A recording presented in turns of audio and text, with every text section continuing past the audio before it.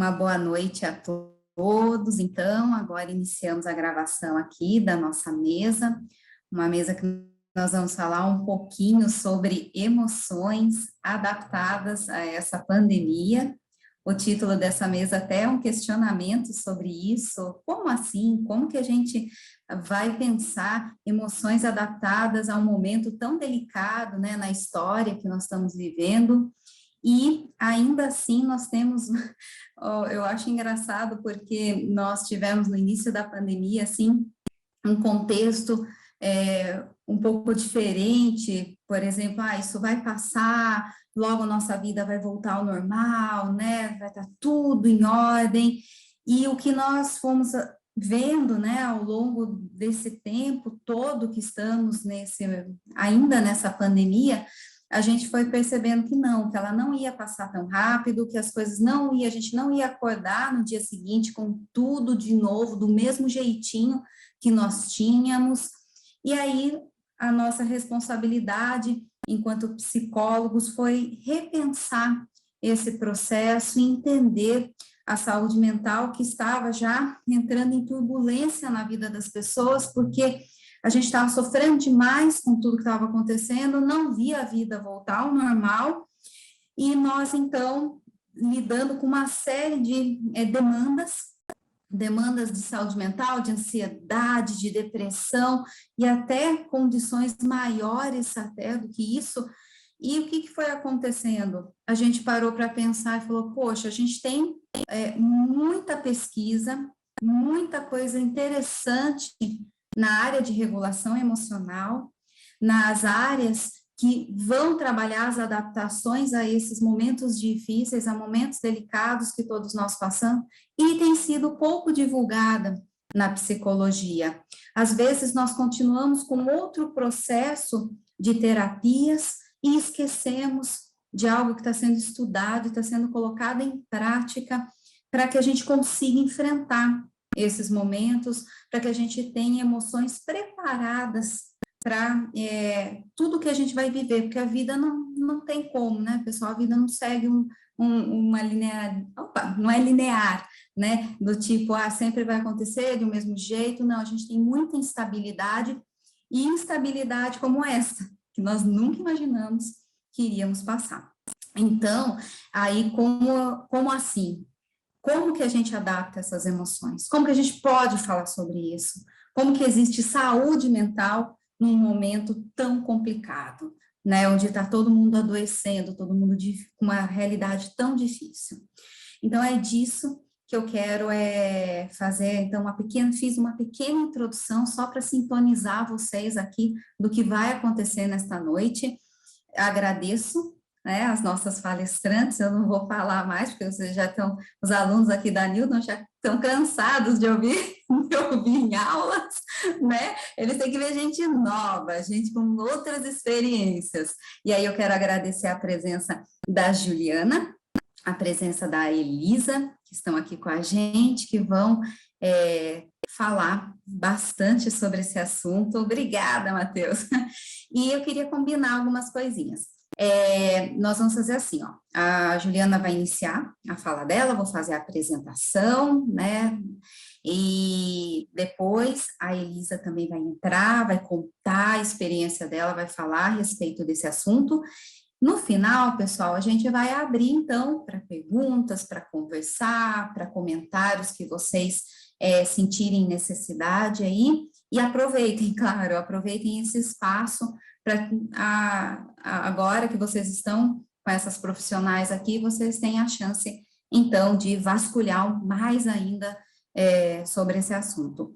Bom, pessoal, então, vamos fazer o seguinte agora, eu vou apresentar a Juliana, né? Juliana, então, mais uma vez, seja bem-vinda aqui, conhecendo a turminha de psicologia da Newton.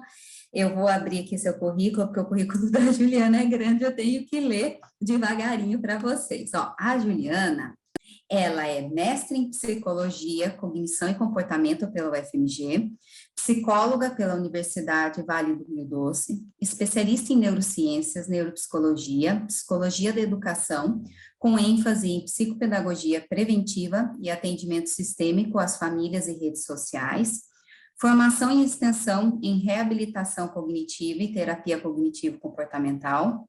Atualmente, é diretora do Espaço Integrado Família e Escola, em Belo Horizonte, e editora da TICER, colaboradora do LAVES, Laboratório de Avaliação e Intervenção em Saúde, da FAFISH, ou FMG. Atua também na formação de outros profissionais da área de educação e da psicologia. Professora convidada em cursos de especialização de neuropsicopedagogia clínica e terapia cognitivo-comportamental na infância e adolescência. Se eu esqueci de alguma coisa, Juliana, por favor, acrescenta aqui. Tá bom? Agora o espaço é todo seu. Pode conversar com essa turminha. Boa noite, pessoal. Agradeço imensamente aí o convite, né, da Riviane aí, uma parceira de longa data, né? A Mônica também aí, uma querida, a Mariana, né, também. Agradeço imensamente aí toda a equipe da Newton. A Elisa, assim, eu sou fã da Elisa, ela está aqui falando super Ju, mas assim, a fã sou eu, né? Ela sabe disso, né?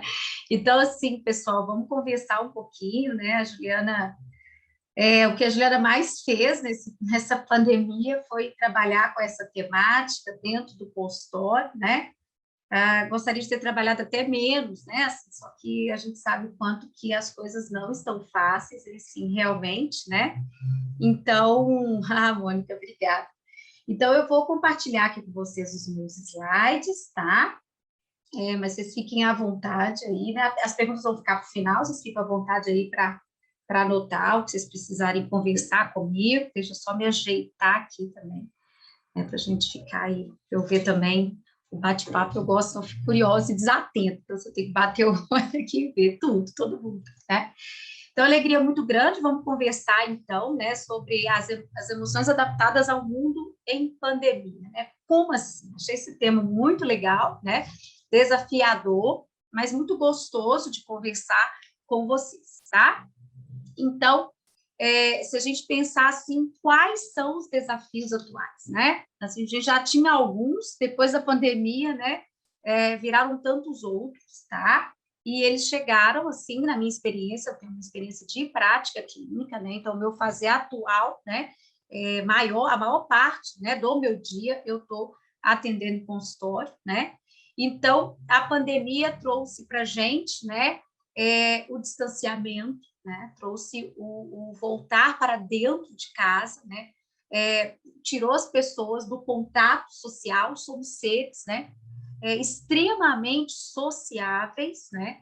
Então, como foi tirado isso de nós, né? Então, a gente já não pode ver mais a expressão facial, né? A gente quase não consegue ver mais, né, olho no olho, porque a gente tinha ali, né, a gente tinha medo até de olhar olho no olho, porque a gente não sabe muito bem, né, não sabia muito bem o que estava acontecendo, né? Então, foi nos tirado algo que era muito, muito básico, né, muito essencial, que é essa experiência social, que é a experiência do sentir a emoção junto com o outro, olho no olho, né? Do toque, né? Do abraço, do aperto de mão. Então, foi nos tirado o que é da essência do ser humano, né? E aí, como é que fica tudo isso, né? Então, veio aí o isolamento social, ele foi ficando cada vez mais desafiador, né? Como a Riviane diz brilhantemente. A gente achou que ia passar, vai acabar, e não acabava, né? Então, a gente começou a ver a vida pela janela, né? Pelas telas, né? E aí, já começando a perder a cor, né? Assim, então, as crianças, né? Que eu comecei a atender, eu precisei continuar a atender criança, na internet, né, no online, mas como assim? Ou era assim, né, ou era de jeito nenhum, né? Então, na opção de não de jeito nenhum, a gente foi fazendo o que era possível fazer, né? Utilizando muitos pais como coterapeutas e nunca, né, porque assim, toda a história ruim, né, tem um lado bom, né? Eis aí o otimismo, pensamentos otimistas, né? Então, nunca na minha história de prática clínica, eu já estou aí no consultório há uns 15 anos, né? eu tive tanta participação dos pais, né? Então, é realmente fazer do limão uma limonada, né? Mas foi muito desafiador, né? Assim, porque a gente não tinha mais, em um dado momento a gente perde a graça, né? A gente queria estar no meio de outras pessoas, a gente queria estar com pessoas, né? E esse isolamento doeu muito, né? E aí cada um foi se arrumando como podia, né? Assim, às vezes não do jeito mais adequado, mas do jeito que podia. E tivemos um grande problema, estamos tendo um grande problema, né? Com o uso e abuso da tecnologia. A tecnologia, muitas vezes, ela foi utilizada como fonte de regulação emocional, né? Isso é um problema grave, que agora a gente vai ter que fazer desmame, né? Assim, uma palavra estranha, mas eu tenho que desmamar, né? Porque a gente precisa regular as emoções de outra forma que não seja, né? Só com o uso da tecnologia. A tecnologia está aí, nós não vamos transformá-la em um bicho papão, né? Mas nós vamos fazer um bom uso dela. Mas nesse momento a gente estava tão sem recurso que ela entrou até como regulador da emoção, né? E isso é muito arriscado e muito perigoso, né? Então tudo se fazia através de uma tela de computador, né? E isso trouxe assim, aquilo que parecia ser que legal, né? Já não era tão prazeroso, já não tinha o mesmo sabor de antes, né? Então, o ensino remoto, né? Assim, até crianças que gostavam de estudar, né? Começaram a perder o gosto, né? E aí tudo ficou muito diferente, né? Então, houve aquelas crianças mais resilientes que elas tentaram, né, fazer do limão uma limonada, mas também não foi fácil. Aprendemos, sim, algumas tantas coisas, né? Porque, de fato, foi possível a gente rever uma série de coisas, né? E os professores, então, assim, assim, tanta criatividade, eu nunca vi tanta criatividade, né? Tanta possibilidade nesse meio, né, acadêmico, educação básica, assim, um negócio também ficou muito bacana, né? Apesar de todos os desafios, ficou muito bacana, né? O relacionamento familiar, né? A gente teve alguns impasses, muitas emoções ativadas, medo, tristeza, né? Raiva, né? Já não tinha mais como dar a volta para a raiva passar, né?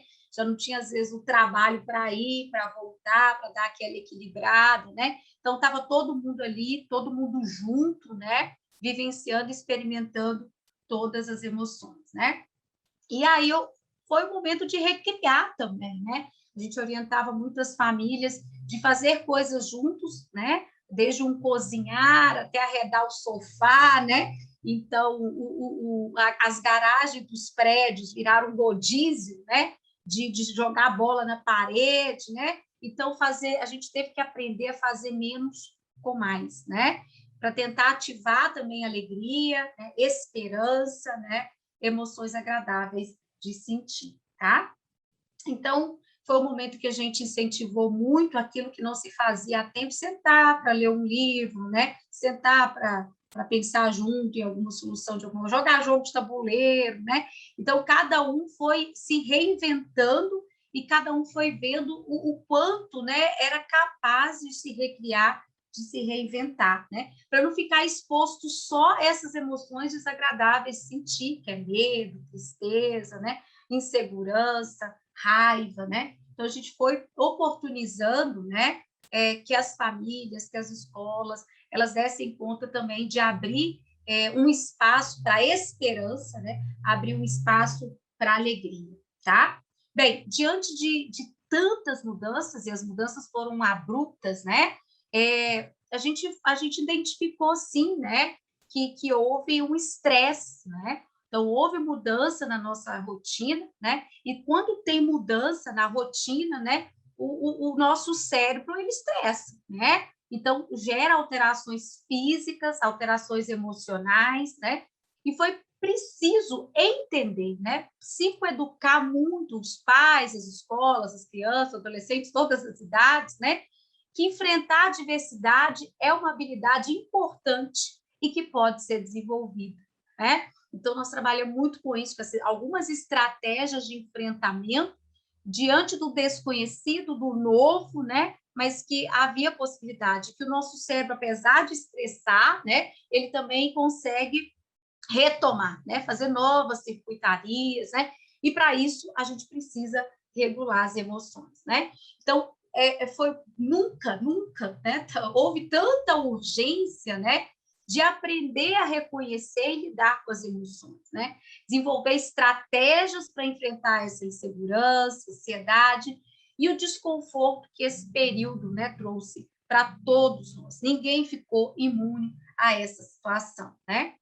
E aí, só para a gente fazer uma revisão aí, né, do conteúdo, assim, o que são emoções, né? São essas reações naturais que todos os seres humanos têm diante dos eventos que ocorrem em nossa vida, né? E elas possuem uma função, né? Então, entender e expressar as emoções promove saúde mental e evita problemas futuros.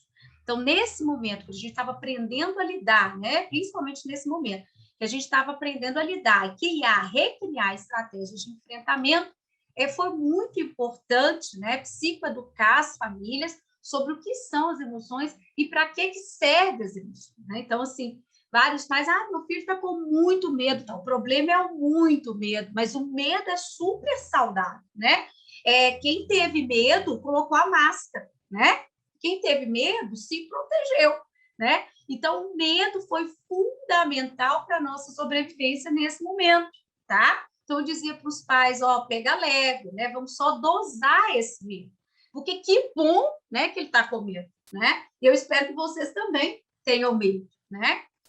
Então, as emoções, elas são ondas, né? Quando eu digo apenas ondas, no sentido de compreender que elas vêm e elas vão, né? Elas são disparos hormonais em nosso complexo sistema corporal, né? Que envolve nosso sistema endócrino, né? É um aparato neurobiológico amplo, né? Então, a gente compara com ondas, né? Pra gente, eu trabalho muito com criança, né? E a gente diz, né? Nós somos o barco, né? As emoções são as ondas, né? As ondas vêm, né? Vão e o barco fica, né? Então, o mar, né, as altera constantemente, ou seja, a situação que estávamos vivendo estava, assim, alterando, né, as nossas emoções, né? Então, quando as emoções aparecem, a depender do seu tamanho e força, o nosso barco responde a seu efeito, né? Com muitos ou poucos sacolejos. Mas foram momentos de grandes sacolejos, né? E aí é importante pensar que no momento da ativação emocional, a nossa percepção, o nosso julgamento, a nossa tomada de decisão, as nossas funções cognitivas de maneira geral, elas ficam comprometidas, né? Então, um outro desafio que a gente tinha assim, era de fazer os pais entenderem, né, os professores entenderem que ninguém estava trabalhando, né, no seu potencial ótimo, né?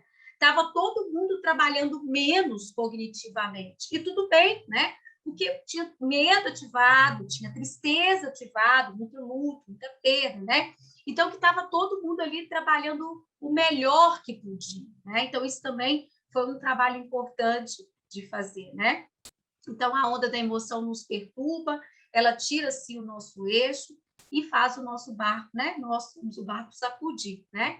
Então, isso vale para qualquer emoção, né? Então, a gente trabalha muito isso. Eu sou o barco, não sou as ondas passam e o barco fica, né? Então, só para relembrar aí a vocês, é um trabalho que a gente faz isso com os pais, eu faço com os adultos, com todo mundo que chega ao meu consultório, né?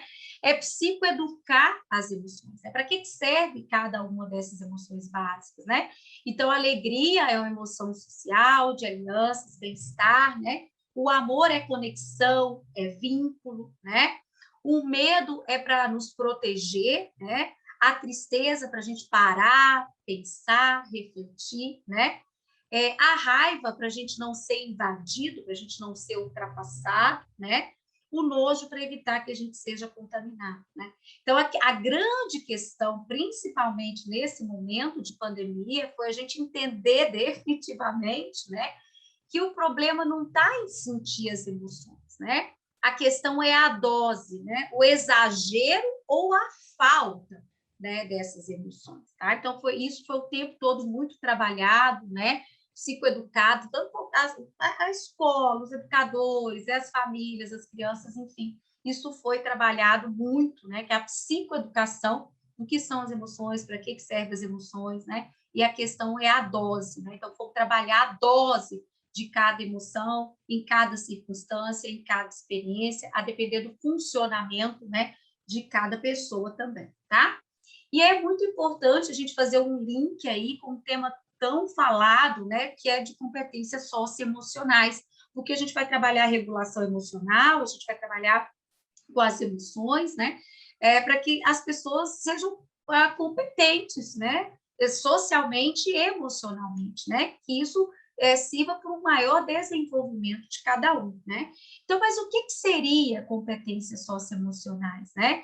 Então, o conhecimento, atitude e habilidades necessárias para os indivíduos reconhecerem e regularem suas emoções, né, e comportamentos, estabelecerem e manterem relacionamentos positivos, tomarem decisões responsáveis, né, e resolverem conflitos, e estabelecerem e atingirem metas e objetivos positivos, né? Então, a competência socioemocional tem a ver com saber, né, desde o que é a emoção, para que serve a emoção, né, até atingir objetivos de vida, propósitos, né?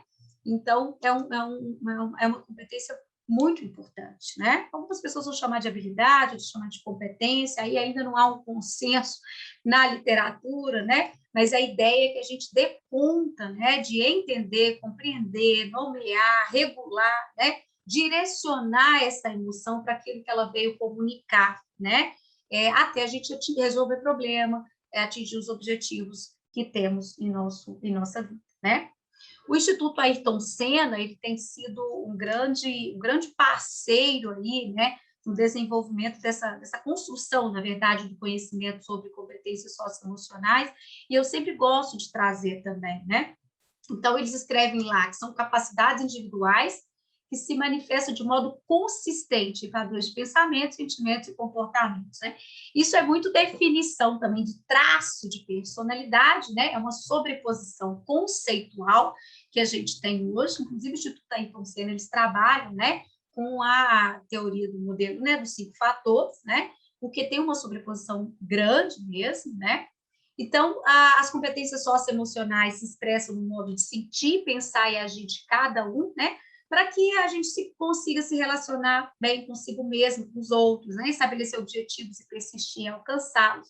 Tomar decisões, né? Então, primeiro eu preciso regular, né, a minha emoção, para depois tomar uma decisão, a não ser que eu corra risco de vida, né? Aí eu tenho que correr, né? Fugir, lutar, né? Ou até entrar em estado de congelar, né? Mas, tirando isso, né, é importante que a gente espere essa onda, né, o tsunami emocional passar, para que a gente possa tomar decisões, né? Então, a competência socioemocionais também ajuda a gente a abraçar novas ideias ou enfrentar situações adversas, tá? Então, o que eu disse anteriormente, existem vários estudos, né, que classificam no mesmo competências socioemocionais, mas o modelo dos 5 grandes fatores é o que tem mais evidência, né, para que o Instituto fez pesquisa muito legal, o Instituto Ayrton Senna, né? Então, só para relembrar aqui o que seriam os traços, vocês vão ver que, então, existe essa sobreposição conceitual, porque os traços de personalidade, né, são tendências consistentes, estáveis, na forma como as pessoas sentem, pensam e agem, né? E que descrevem a essência, a estrutura da personalidade. A gente sabe que a teoria do modelo da personalidade não é só o traço, mas o traço estrutura, né, a personalidade. O meu mestrado foi sobre personalidade, né? A gente construiu um instrumento para avaliar a personalidade na infância, crianças de 6 a 10 anos, né? Então, só relembrando aí que o neuroticismo, né, aquela tendência a experimentar emoções negativas e instabilidade emocional, então, as pessoas que têm um neuroticismo mais alto, elas passaram por essa pandemia com mais, sofreram mais, né, foram mais impactadas, aí as diferenças individuais, né, a extroversão é essa tendência à sociabilidade, domínio social e alto nível de energia. De novo, né? Quem tinha extroversão mais alta sofreu mais também, né? Porque não tinha como socializar, né? Os introvertidos, em um dado momento, estava até bom, sabe? Mas também se cansaram também, né? E principalmente essa combinação de extroversão com neuroticismo, né? Às vezes uma extroversão baixa, um neuroticismo mais alto, isso foram pessoas também que chegaram para o consultório, né, pedindo ajuda para regular as emoções e dar conta, né, de tudo que estava acontecendo. A conscienciosidade, que diz da tendência à organização e responsabilidade. A amabilidade, tendência a agir de modo cooperativo, amável, de forma altruísta, né? Foi um momento onde a gente viu a essência do ser humano, somos seres essencialmente, gente, cooperativos, né? Então, assim, então, quanto mais esse traço de amabilidade, mais se colocaram aí à disposição, né, para ajudar, né? E a gente viu muita coisa boa, né? E abertura à experiência, que diz o interesse por ideias, experiências abstratas e uma ampla variedade de áreas, né? Então, na verdade, todos nós temos esses 5 traços, né? O que nos difere é o quanto temos, né? Cada um deles e as combinações dos mesmos, tá? Então, Juliana, você não estava falando de emoção, porque você está falando de traço, né? Então, porque existe essa sobreposição conceitual de competências socioemocionais e é preciso que a gente veja, né, as diferenças individuais para fazer intervenção na regulação emocional, tá? Para que elas sejam mais assertivas, né? Um trabalho de regulação emocional com quem tem o neuroticismo mais alto não vai ser igual, né, quem tem o neuroticismo mais baixo, né? Então, assim, as diferenças individuais marcam diferenças, né, na intervenção, tá? E é muito legal, trouxe aqui rapidamente, só para vocês verem que o Instituto Ayrton Senna, e eles oferecem cursos gratuitos, viu, gente? É muito bacana. Eles organizaram, então, as macrocompetências, né? Abertura ao novo, autogestão, resiliência emocional, engajamento com os outros e amabilidade, né? Muito parecido aí com o que eu disse dos traços, tá? E para cada uma dessas macrocompetências, né? Eles trazem aí habilidades, né? Mais específicas, e que é muito legal, porque são nesses itens aí mais específicos que as escolas, a gente, enquanto terapeuta clínico, nós vamos poder atuar, né, para a gente promover a mudança, né? Então, é muito legal. Então, se a gente pensar a autogestão aí, né, que é a determinação, organização, foco, persistência e responsabilidade, né? O engajamento com os outros, né? A autogestão, a gente pensa muito lá na questão da conscienciosidade, né? Assim, quando a gente pensa traços de personalidade, né? O engajamento com os outros, né? Iniciativa social, assertividade, entusiasmo, a gente pensa aí, né? Uma sobreposição conceitual com o extroversão. A amabilidade, o inverso, né? Resiliência emocional, que é o inverso de neuroticismo, né? Tolerância ao estresse, autoconfiança, tolerância à frustração. A tolerância ao estresse, né, foi algo que tivemos que trabalhar muito aí, né? Então, tem pessoas mais tolerantes, tem pessoas menos tolerantes, né? E quem é menos tolerante precisa ser oferecido mais recurso, mais suporte, né? A amabilidade, que é empatia, respeito, confiança, que é a amabilidade mesmo, e a abertura ao novo, né? Que é a curiosidade para aprender, a imaginação, o interesse aí artístico, tá? Então, as habilidades ou competências socioemocionais são características da personalidade, né, que se refere às facetas mais maleáveis, né, ou de ordem inferior, as quais podem ser alvo de intervenções, especialmente nos primeiros anos de vida. Por isso, é muito importante pensar uma psicologia preventiva, né, e uma educação, né, a psicologia escolar e educacional, que trabalha, hoje tem lá nas bases nacionais comum curricular, o trabalho de habilidades socioemocionais para promover o desenvolvimento humano e favorecer, né, o processo de ensino-aprendizagem, tá? E aí eu trouxe aqui algumas coisas que a gente faz na prática, né, os exercícios para lidar com as emoções, né, o mindfulness tem sido uma grande possibilidade, né, que é essa consciência do momento presente, uma abertura para entender o que está acontecendo ao nosso redor, né? Entender, né? Viver o momento presente com uma postura não julgadora, então não adiantava ficar fazendo previsões, depois que isso passar, não dava, né? Então foi um momento muito oportuno para a gente trabalhar essa experiência do momento presente, né? Então, praticar essa consciência, né, do aprendermos a parar por um momento, né? Tinha hora que a gente não tinha o que fazer, né? Então, só nos restava parar e viver ali aquele momento, né? Então, tomar um fôlego e perceber o que estamos precisando naquele exato momento, né? Então, esse livrinho que está aí, né, quietinho, feito no sapo, né, assim, eu fui divulgando para os pais, alguns conseguiram implementar isso, como eu disse para vocês, foi um momento onde os pais foram co-terapeutas, né? Foi bem legal, né? Então, o que a gente pode fazer para trabalhar as emoções no meio a esse turbilhão, né, é aprender a navegar, né? Então, aprender a navegar é parar e observar, né? Então, a gente perceber, né, que não é a situação que está causando o problema, né? A pandemia estava aí para todo mundo, né? Mas sim a sua reação ao que está acontecendo, né? E a gente buscar estratégias para que cada um, né, pudesse dar conta dessa sua experiência, né? Então, ao reconhecer as ondas em sua vida e não reagir imediatamente, né, você vai descobrir que fica mais em paz consigo mesmo. Então, vem uma ativação emocional, né, que nos convida a uma ação, né, a gente entende, nomeia, discrimina, né, quantifica, né, espera essa onda, né, passar e a gente toma uma decisão, pensa numa estratégia para lidar, né? E aí, algumas dicas, assim, tá? Que vocês, não é nada novo, mas que a gente, associada aí, todo esse trabalho com as emoções, e faz parte também da regulação emocional para promover, então, saúde mental, né? Não é porque a gente estava em período de pandemia que não era para trabalhar uma rotina, foi muito importante, né? Dentro do possível, tá, gente? Fazer uma rotina, né?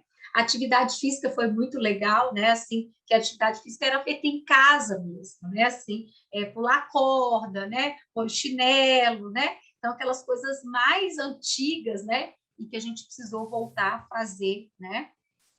Buscar o suporte com pessoas queridas, né? Então, foi muito importante quem buscou mais suporte, mesmo que foi por telefone, por teleconferência, a gente estimulava a continuar vinculado de alguma forma, né? Aos seus parentes, aos seus amigos, né? E a gente trabalhou muito com a questão do cuidado com o excesso das redes sociais e com as notícias, tá? Teve paciente que a gente prescreveu, né? Assim, igual medicamento, né? Assim, não vai assistir o jornal, né? Tá? Assim, porque não estava ajudando em nada, né? Vai fazer outra coisa, né? E aí a gente sugeria outras coisas, né?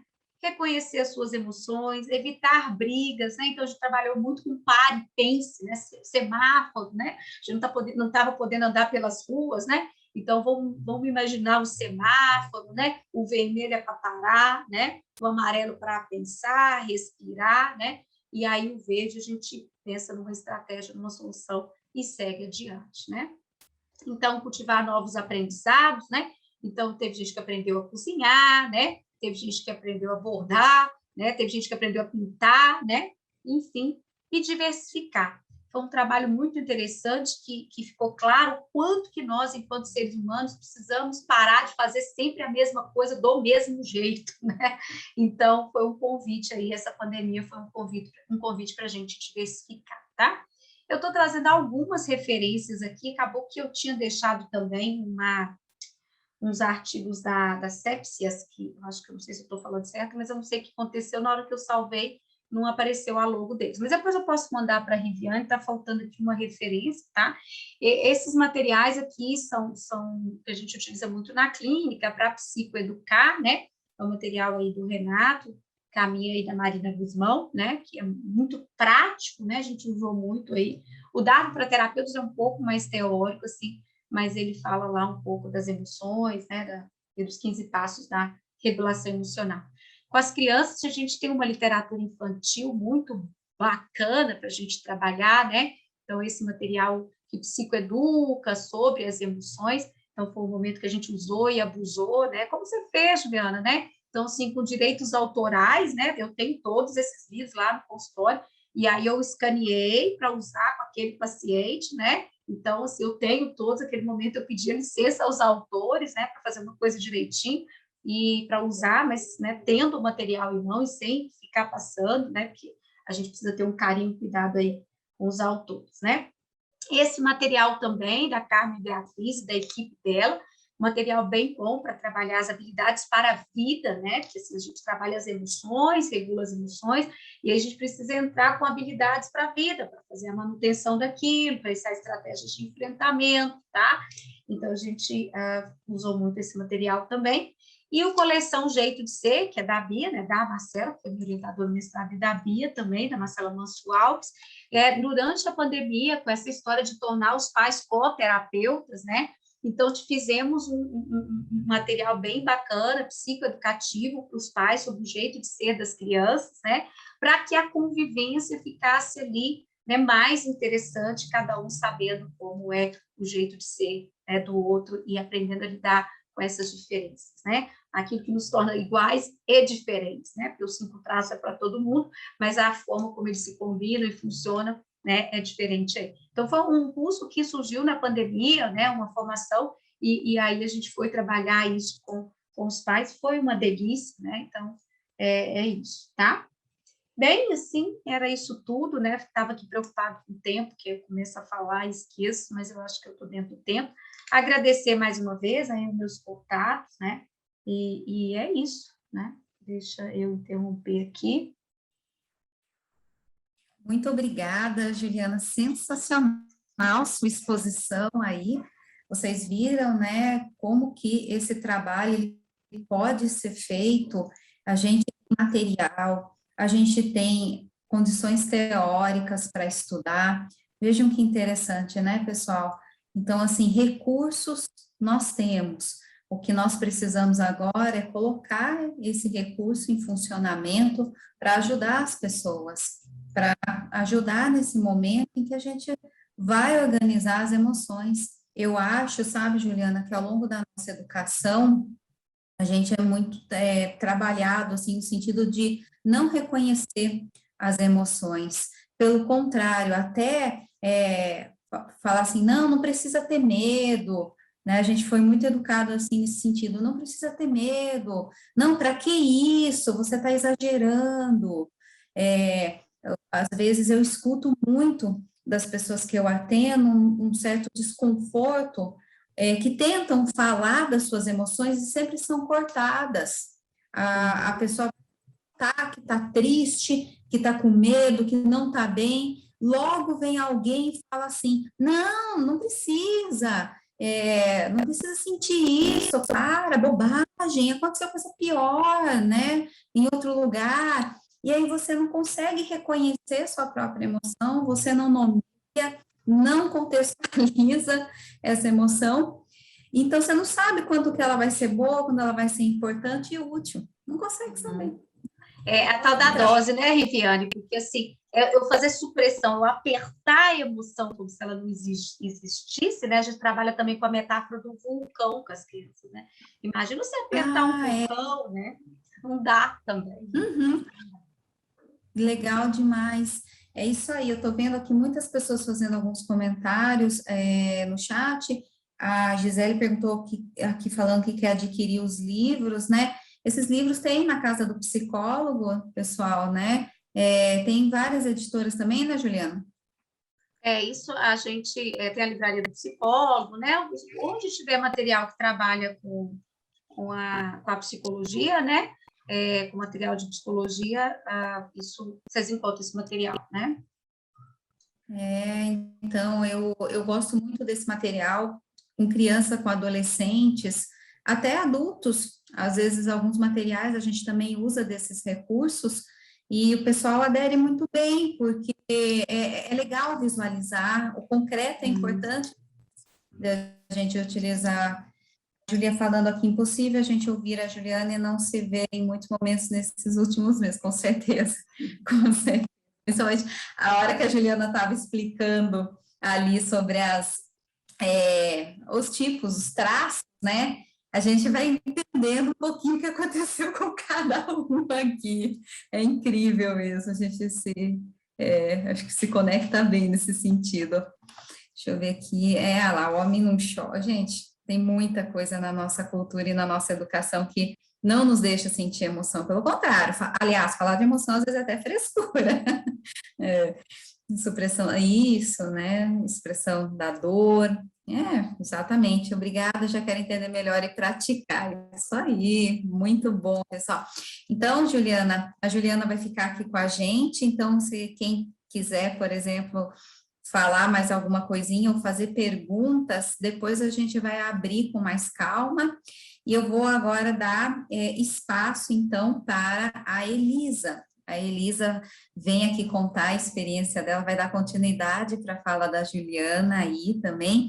Gostaria de agradecer, Elisa, também, por estar aqui conosco, oferecendo um pouquinho do seu tempo, de tudo que você vem trabalhando. E eu também preciso fazer um agradecimento especial à professora Mariana, que me ajudou aqui a compor essa mesa, me ajudou a entrar em contato com os palestrantes, me deu várias dicas, legal, ela está aí com a gente, né, Mariana, obrigada, ela colocou aqui uma mensagenzinha no chat, muito bom.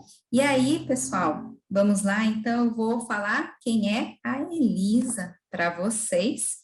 A Elisa, então, ela é psicóloga pela PUC Minas, especialista em terapia cognitivo-comportamental pela PUC, com habilitação também em neurociências e educação, analista de educação do Instituto Smart, e a Elisa, ela tem uma experiência com um programa de desenvolvimento das habilidades socioemocionais com adolescentes, e ela vai conversar um pouquinho com a gente, então, sobre essa experiência, e vamos lá, Elisa, o tempo é todo seu.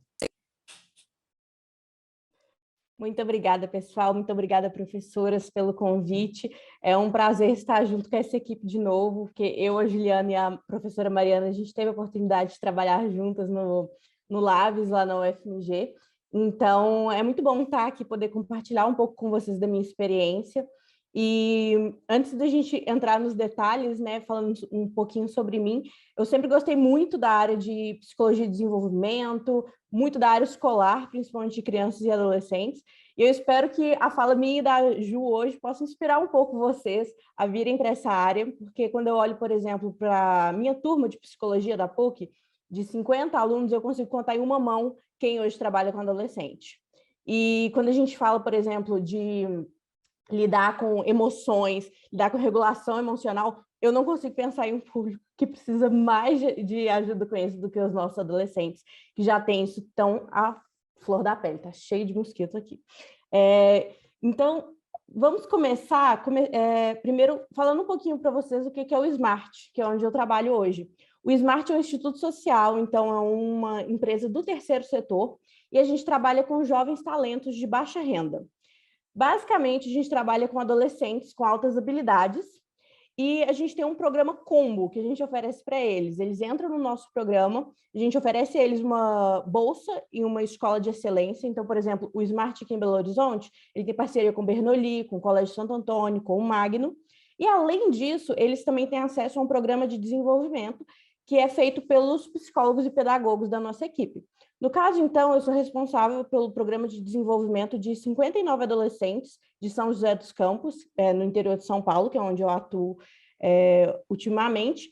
E nosso trabalho é basicamente esse programa de desenvolvimento que envolve majoritariamente o desenvolvimento de habilidades socioemocionais e também a parte de orientação profissional, aí entre os 12 e 15 anos, e a gente tem alguns alunos que a gente acompanha também até a faculdade. Atualmente, a gente está com mais de 2.000 bolsistas no Brasil inteiro, em 4 praças, aqui em Belo Horizonte, em São José dos Campos, em São Paulo e no Rio de Janeiro. E hoje eu vou trazer para vocês o recorte dessa questão das habilidades socioemocionais com foco específico na população superdotada. Eu acho que é uma população que se fala pouco sobre, principalmente quando a gente pensa na quantidade de gente que existe, que se encaixa nesse grupo, né? E na literatura existem várias definições do que seria uma pessoa superdotada com altas habilidades, e o que a gente mais gosta de usar é a teoria de Renzulli, que ele traz os 3 anéis, e que como se fosse um diagrama de Venn. E ele traz que a pessoa superdotada, a pessoa com altas habilidades, vai ser essa estrelinha branca, bem no meio. É a pessoa que tem a habilidade acima da média, mas que, além disso, também é uma pessoa motivada e criativa. Então, o indivíduo superdotado, apesar do que algumas pessoas acham, não vai ser apenas alguém que tem um QI acima da média. Vai ser também alguém que está ali nesse ponto de encontro dessas 3 características. E trazendo um pouquinho do nosso contexto brasileiro, e eu acho que é aí que as coisas ficam um pouco mais complexas, estima-se que de 3,5% a 5% da população tem altas habilidades. Só para vocês terem noção do que é isso comparativamente, a epidemiologia de TDAH é 5,5%. Agora, eu quero que vocês parem e pensem em quantas crianças com TDAH vocês conhecem. Provavelmente várias. Agora, parem e pensem em quantas crianças superdotadas vocês conhecem. Se a prevalência é tão semelhante, por que há tanta distinção nesse diagnóstico? Aqui no Brasil, a gente estima que a gente só tem identificado cerca de 0,04% da população superdotada e com altas habilidades. Então, é muito difícil, por exemplo, a gente ter estudos específicos do desenvolvimento, de como que os traços de personalidade se aliam aí com esse desenvolvimento das funções executivas, do QI, nessa população em específico, porque a gente nem identificou essa população ainda. E para vocês terem uma noção do cenário internacional, nos Estados Unidos, cerca de 4% da população já foi identificada como superdotada. Então, eles já estão aí 100 vezes, aproximadamente, na nossa frente, quando se fala de diagnóstico. E por que é importante? Tem gente que fala, eu não quero colocar a pessoa nessa caixinha, mas não é uma questão de colocar na caixa, é uma questão de acesso a direitos, porque pela legislação brasileira, a criança e o adolescente superdotado, eles têm direito a uma complementação na educação, eles têm direito a todo um movimento extra, um acesso a outras oportunidades que eles são negados porque eles não são identificados como tal. Então, por isso que é muito importante a gente falar desse assunto. E hoje, então, eu vou trazer para vocês o recorte do Programa de Desenvolvimento do Ensino de Habilidades Socioemocionais dentro desse cenário de adolescentes com altas habilidades. No SMART, eu tenho, enquanto psicóloga, tenho 4 eixos de intervenção principal. Então, vocês vão ver que a minha atuação é um pouco distinta da atuação do psicólogo clínico. E eu acho que é muito interessante, quando a gente está na faculdade, a gente entender as possibilidades da psicologia fora apenas do consultório, entender a clínica estendida, entender o psicólogo na sociedade, o psicólogo na comunidade, o psicólogo na escola. Então, os meus 4 eixos de intervenção. O primeiro são as intervenções individuais, que são atendimento segundo demanda. Alguns adolescentes eu atendo 2, 3 vezes por semana, às vezes outros 2 vezes por mês, então vai depender muito do estado que aquele adolescente está, em que ponto que ele está no programa. Também faço intervenções em pequenos grupos, então se eu identifico 2 ou 3 adolescentes com dificuldades ou potencialidades semelhantes, eu junto esses 2, 3 e a gente faz uma intervenção em pequeno grupo. Também é um modelo de intervenção não muito típico, mas quando a gente está falando de psicologia no contexto escolar, é algo que é trazido, que é a intervenção através dos pares. Então, eu estou cuidando esse ano de um programa que chama Aluno Tutor, em que a gente pareia alunos com certas habilidades socioemocionais com os alunos novatos que estão entrando e que têm algumas habilidades em específico para desenvolver. E a ideia é que eles, como a Ju trouxe o conceito de coterapeuta ali dos pais, a gente fala que eles são os pequenos analistas, eles ajudam a gente também nesse processo de desenvolvimento dos colegas, com intervenções assim, na hora. Então, por exemplo, na fila do lanche, nossa, fulano precisa trabalhar na comunicação. Vou falar para ele pedir o lanche hoje, ao invés de eu pedir. Então, uma coisa pequena, mas que vai fazer toda a diferença no desenvolvimento da comunicação dele, que eu não poderia fazer, porque eu não estou lá na fila do lanche com eles. Então, é um modelo de intervenção que tem dado muito certo, principalmente na pandemia, porque aí eles marcam, por exemplo, de estudar juntos, um liga para o outro, tem esse modelo aí em que eles reforçam os planos de ação que eu construo com eles no individual. E também a intervenção em grupo. Todos os alunos participam de rodas de conversa, elas são obrigatórias para todo mundo e elas acontecem dependendo do grupo, né, a cada 15 dias, dependendo do grupo, uma vez por mês, e todas elas têm um tema, e além do tema, elas são associadas a 1 ou 2 habilidades socioemocionais.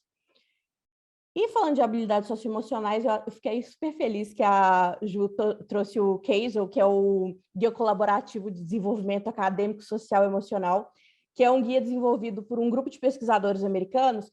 No começo dos anos 2000, eles olharam e falaram, nossa, a gente precisa desenvolver isso nas crianças. Mas como que a gente vai fazer isso? Pô, vamos levar todo mundo para o consultório? Não dá.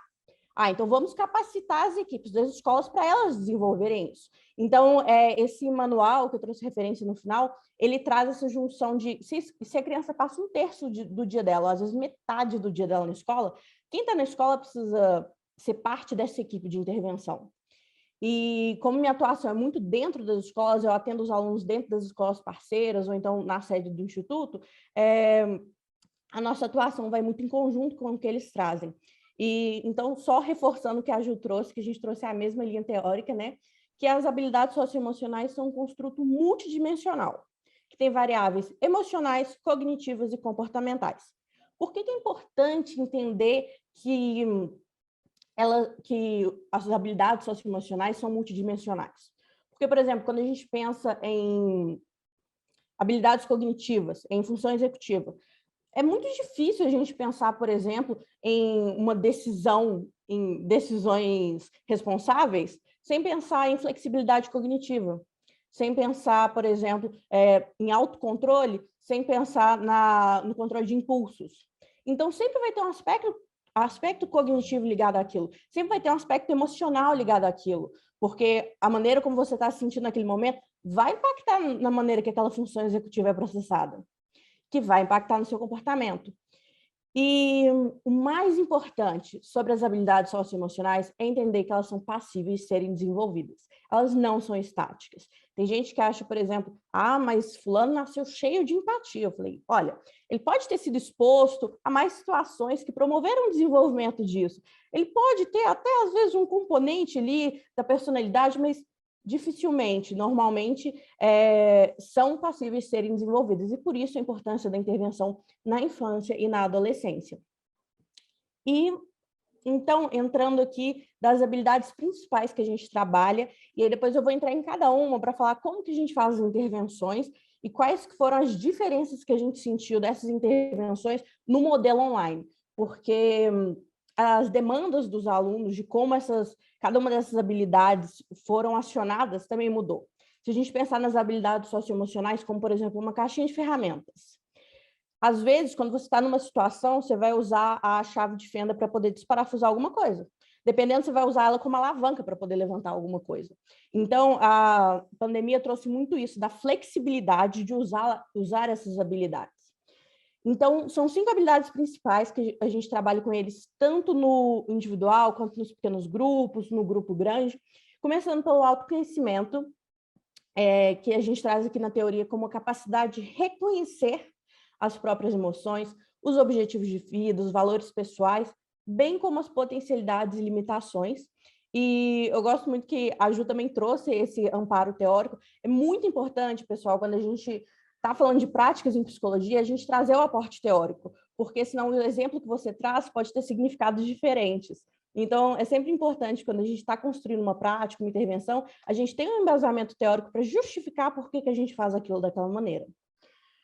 Além disso, a gente tem o autocontrole também, a capacidade de regulação das emoções e dos comportamentos, né? Que inclui o controle de impulsos, adiamento de gratificação, que é tão difícil, principalmente quando, como dizem meus adolescentes, não sei se haverá amanhã, então, se não tem amanhã, para que adiar a gratificação, né? Muito difícil. E a perseverança frente aos objetivos. Também a empatia, que é a capacidade de se colocar no lugar do outro. E, novamente, quando a gente fala de empatia, a gente tem que pensar em cognição. Como que você desenvolve empatia se não tem teoria da mente, por exemplo, desenvolvido? Se você não se entende como um ser diferente, que vê e vivencia as coisas de maneira diferente, mas que entende que o outro é uma outra pessoa, que você precisa se colocar no lugar do outro. Então, por isso que elas se relacionam e por isso que a gente tem os eixos, né? Cognitivo, comportamental e emocional. E as outras duas que a gente também foca bastante são decisões responsáveis, principalmente quando a gente está se tratando de adolescente, a questão de responsabilidade e responsabilização das decisões, dos comportamentos, e trazendo uma definição um pouco mais técnica, né, das decisões responsáveis, são as habilidades de tomar decisões construtivas. Então, eles têm que entender o que é uma decisão construtiva, qual o impacto que aquela decisão vai ter, qual o impacto que aquele caminho que eu estou escolhendo vai ter na minha vida, nas pessoas que estão ao meu lado. Também considerar os padrões éticos e seguros de conduta. Então, algo que é aceito em um contexto não é aceito em outro. E na pandemia a gente viu muito isso, alunos que estão acostumados a usar a internet só para poder interagir com os amigos, e aí agora estão na sala de aula. Mas eles não entenderam que o ambiente online da sala de aula é diferente do ambiente online com os amigos. Então, esse processo, aí a gente está falando de flexibilidade cognitiva também, então vocês veem todas as habilidades se relacionam aí com as funções executivas. E os comportamentos pró-sociais, que envolvem algumas habilidades que são um pouco mais comuns, como sociabilidade, comunicação. E também, quando a gente fala, por exemplo, de comunicação, a gente tem que especificar, tem que ser uma comunicação clara, escuta ativa. Tem gente que, muitos adolescentes acham que se comunicar é só falar. Não, gente, se comunicar também é ouvir. Então, também é ouvir o outro, também é dar a vez para o outro, né? E a busca por resolução de conflitos, conseguir resolver problemas. E, então, essas são as 5 principais habilidades socioemocionais que a gente procura desenvolver nos alunos. E agora eu vou trazer para vocês como que são feitas as intervenções e os impactos da pandemia. A pandemia mudou não só as intervenções, porque a gente perdeu aquele olho no olho, e, querendo ou não, uma grande parte da atuação do psicólogo depende daquele elo que você cria ali com o paciente, com o aluno, com o cliente nos primeiros momentos. Então, por exemplo, eu tinha entrado na equipe do Smart, tinha menos de um mês, então eu conhecia os meninos olho a olho há menos de um mês, quando a gente passou para o momento online. No começo desse ano, de 2021, eu recebi 25 novos adolescentes. Então, tem 25 adolescentes que eu estou acompanhando que eu nunca conheci pessoalmente.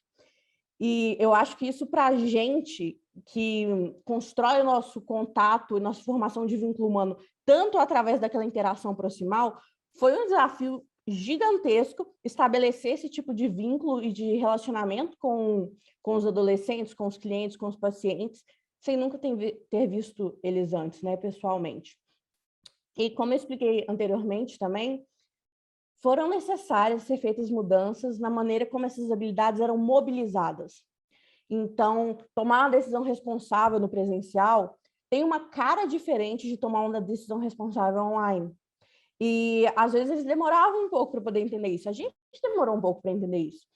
E isso mudou muito a carinha das intervenções.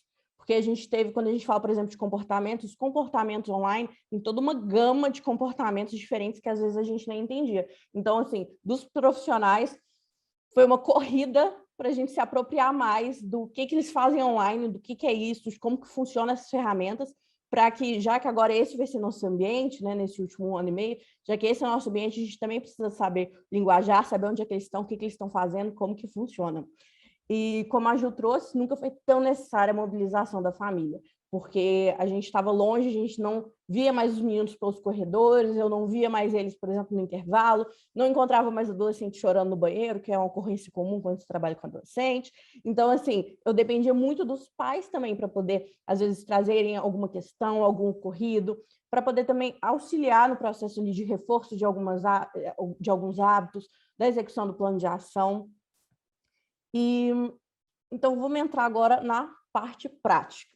Começando pelo autoconhecimento, tem 3 eixos principais do autoconhecimento, que é reconhecer as emoções, que a Ju trouxe para a gente, assim, essencial, que a gente precisa trabalhar. Muita gente acha que, para adolescente, fica infantil, você vai mostrar as carinhas para os adolescentes, para eles reconhecerem. Mas, gente, mas tem que mostrar, principalmente que a maneira como as emoções são expressadas podem ter mudado nesse período pandêmico.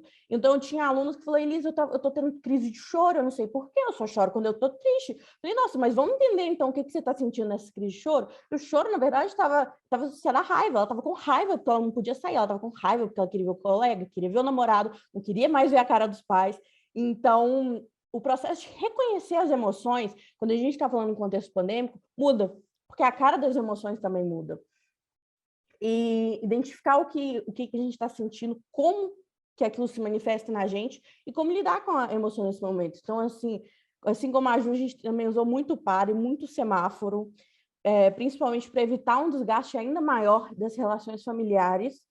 E então, essa questão do reconhecimento de emoções, mesmo que a gente já tivesse feito o trabalho com adolescente, a gente refez no momento da pandemia, para eles entenderem, nesse contexto, qual que é a cara da minha raiva nesse contexto, qual que é a cara do meu medo nesse contexto, qual que é a cara da minha alegria. A minha alegria aqui pode ser diferente da minha alegria numa festa com um colega, mas não deixa de ser alegria. Então, esse reconhecer do demonstrar diferente das emoções. Além disso, ainda dentro do tópico, né, do autoconhecimento, tem os objetivos de vida. Quando a gente está falando de adolescente, eu, em específico, eu fico com os adolescentes um pouco mais novos, de 12 a 14 anos. Os psicólogos que ficam com o pessoal de 15, 16, 17 têm um trabalho mais extenso e mais focado em orientação profissional. Então, para eles chegarem assim, preparados para esse processo de orientação profissional, eu tenho que trabalhar muito com eles a questão do autoconhecimento, porque eles precisam entender os objetivos de vida dele, onde que eles querem chegar, eles precisam ter a flexibilidade de entender que existem vários caminhos que levam para o mesmo lugar e que existem caminhos que não levam para lugar nenhum. Então, às vezes chega um adolescente que fala que o sonho dele é ser ator e o plano B é ser jogador de futebol. Eu falo, tá, então vamos trabalhar no plano C?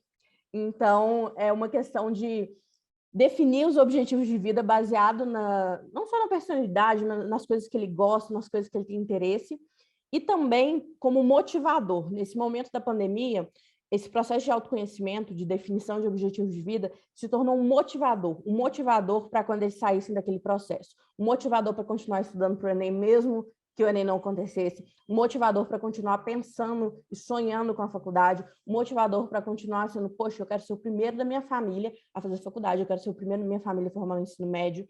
Então, são alunos de altas habilidades, mas são alunos de baixa renda. Então, a gente trouxe muito esses objetivos de vida como motivador deles para perseverarem nesse momento.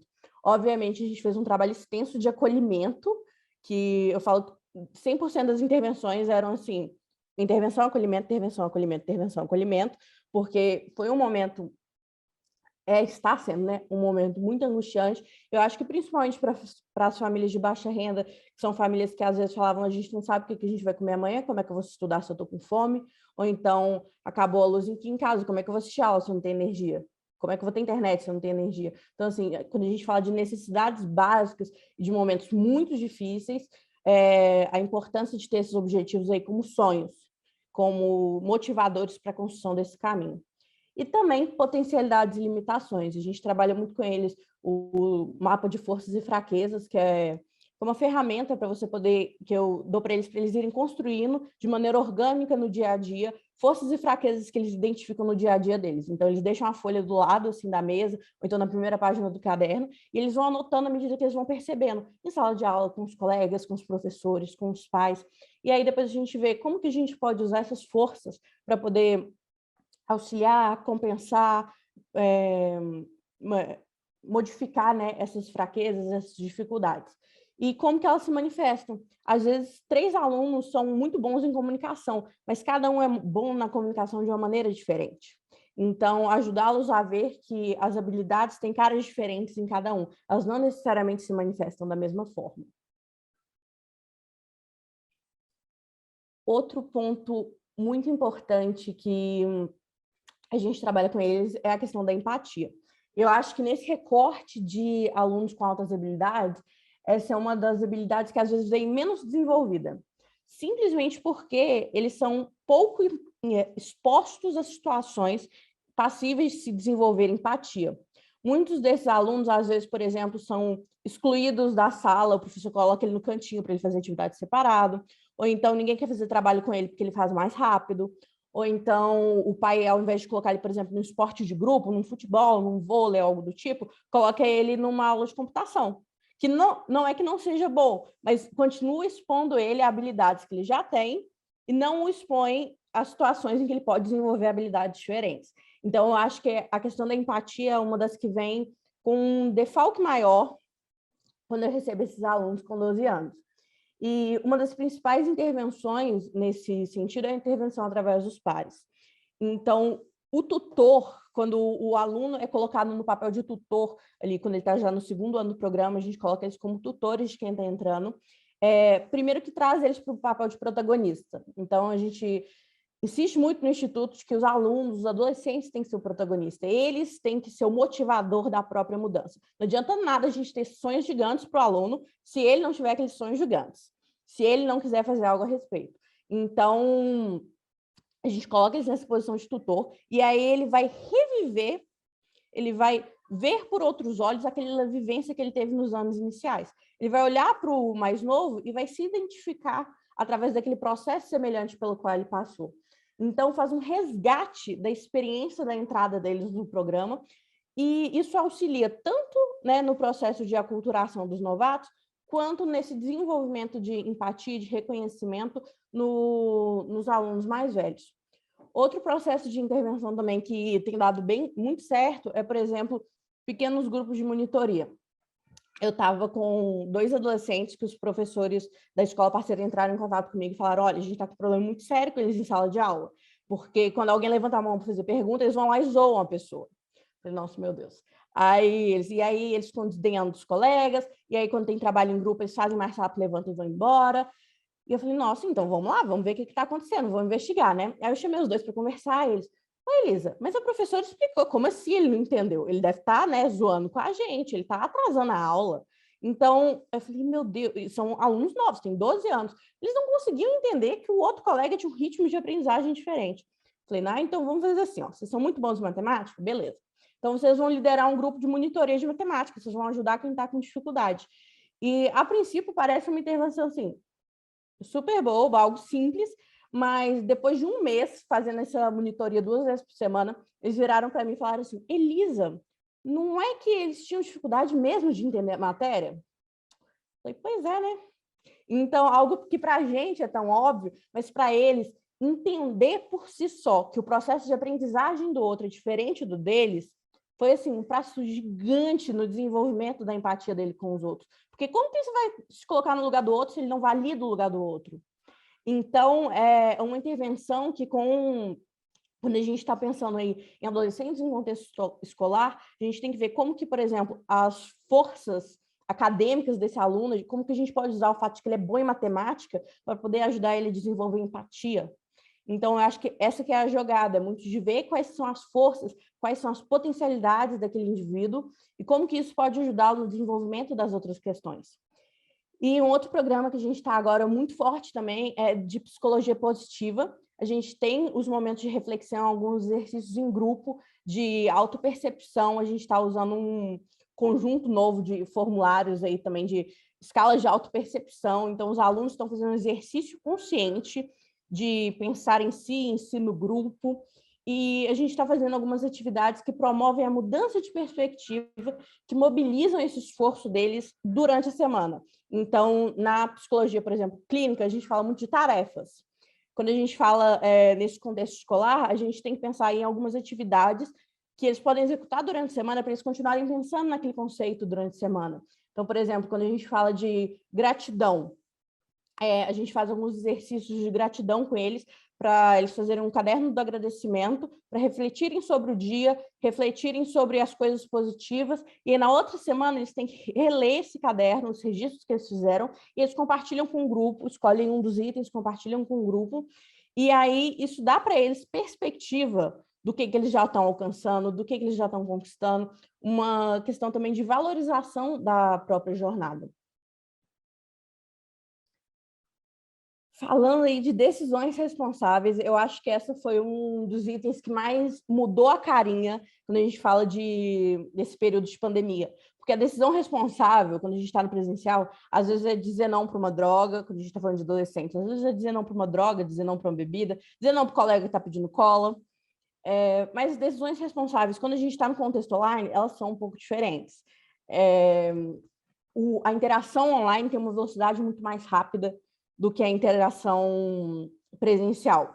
E, além disso, tem todo um conjunto de fatores viciantes, de estímulos mesmo, visuais e sonoros, que são projetados para inibir o controle desses alunos, desses adolescentes. Então, os jogos, por exemplo, são feitos para ser difícil ele sair, são feitos para que ele fique lá mais tempo, são feitos para que ele seja impulsionado a comprar mais. Então, o panorama das decisões responsáveis mudou muito quando a gente fala desse momento online. E o mais difícil de fazer eles entenderem, principalmente com 12, 13 anos, que é uma fase que eles ainda não têm uma boa noção. Eu falo que eles têm permanência de objeto, mas não têm permanência de ação. Eles não entendem que a ação deles vai ficar lá para sempre, sabe? Então, eles têm muita dificuldade de entender que se eles deletam um post, só porque eles deletaram não quer dizer que esse post deixou de existir. Alguém pode ter tirado um print, pode ter ficado no cachê do site. Então, uma ferramenta que a gente usou muito foi que, vocês vão jogar? Então, tudo bem. Então, vocês vão jogar esse jogo aqui. chama Interland, que é uma plataforma criada pelo Google, totalmente gratuita. É um jogo maravilhoso, falando de gamificação aí um pouquinho desse processo de ensino de habilidades socioemocionais. Esse jogo eu acho que é um dos exemplos primorosos. Ele tem 4 reinos, que são esses reinos coloridinhos aí em volta. Tem o reino da bondade, que ensina para eles através...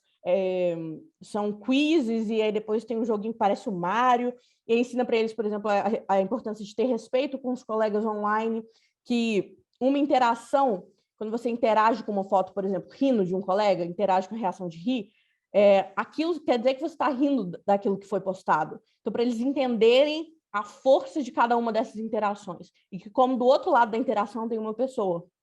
Então, essa parte do jogo tem esse foco. Tem o Rio da Realidade, que ensina eles a checar o que é real, o que não é real, fake news e o que não é fake news. Eu acho que nunca foi tão necessário. Você pensa que a gente nunca teve tanta ciência ao nosso dispor e que a gente nunca teve tanta gente questionando a ciência. Então, essencial para eles aprenderem a fazer essa distinção e também, por exemplo, evitar phishing, evitar spam, saber detectar quando sua conta foi hackeada, todas essas habilidades necessárias para as tomadas de decisões responsáveis. Então, às vezes a gente pensa, mas isso daí tem a ver, às vezes, com a aula de informática. Eu falo, gente, mas a maneira como as nossas habilidades socioemocionais se expressam vão depender do contexto que a gente está. A gente precisa saber que contexto é esse, como que essa habilidade se expressa nesse contexto. Também tem a Mindful Mountain, que é a montanha da atenção, da conscienciosidade, tomara que eu tenha falado certo, a palavra é difícil, que é importante, que ensina para eles a importância de ter cuidado com o que se compartilha. Nem tudo precisa ir para todo mundo. Fala muito do oversharing, que não é porque você está bebendo água que você precisa postar no TikTok que você está bebendo água. Tipo assim, você existe fora das telas, então é muito esse processo de validação da existência offline, que para eles foi algo tão impossível nesse processo de pandemia. Eles falaram, nossa, mas se eu não estou interagindo com meu colega, eu preciso postar que eu estou bebendo água, senão como é que ele vai saber que eu estou bebendo água? Eu falo, talvez ele não precise saber. Então, esse processo de questionamento do que você posta e por que você posta aquilo. E o quarto mundo, que é a Torre do Tesouro, que ensina para eles a importância de guardar segredos, importância de, por exemplo, guardar o corpo, guardar a sua imagem. Não é porque, nossa, eu tomei um bronze muito legal. Isso não quer dizer que você devia tirar seu biquíni e mandar uma foto para o seu colega. Então, são cuidados que a gente precisa ter na internet e que, às vezes, a gente, enquanto adultos, falando para eles, tipo, não faça isso, não adianta. Não adianta. Eles precisam entender aquilo, esse entendimento, essa compreensão precisa vir deles. Eles precisam construir essa compreensão. E esse jogo traz muito isso. Ele não entrega as informações de cara. Ele ajuda o aluno, o adolescente, a construir aquela linha de pensamento, construir aquele entendimento do que é ser cuidadoso na internet, do que é, por exemplo, ser uma pessoa responsável na internet, do que é ser um bom colega. Às vezes, a melhor reação é não reagir. Às vezes, a melhor reação é contar para um adulto. Então, esse processo de como a internet replica, de certa forma, essas habilidades de maneiras diferentes. Outro ponto, né, outra habilidade que a gente fala muito são os comportamentos pró-sociais.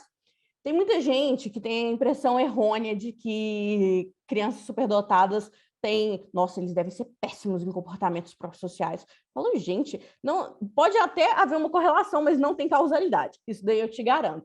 Então, e aí volta sempre naquela situação. Eles podem não ter sido expostos à oportunidade de desenvolver aquela habilidade. Então, se o professor sempre pega aquele aluno, tira ele de sala e coloca ele para fazer a tarefa no corredor, como que ele vai desenvolver a comunicação com os colegas?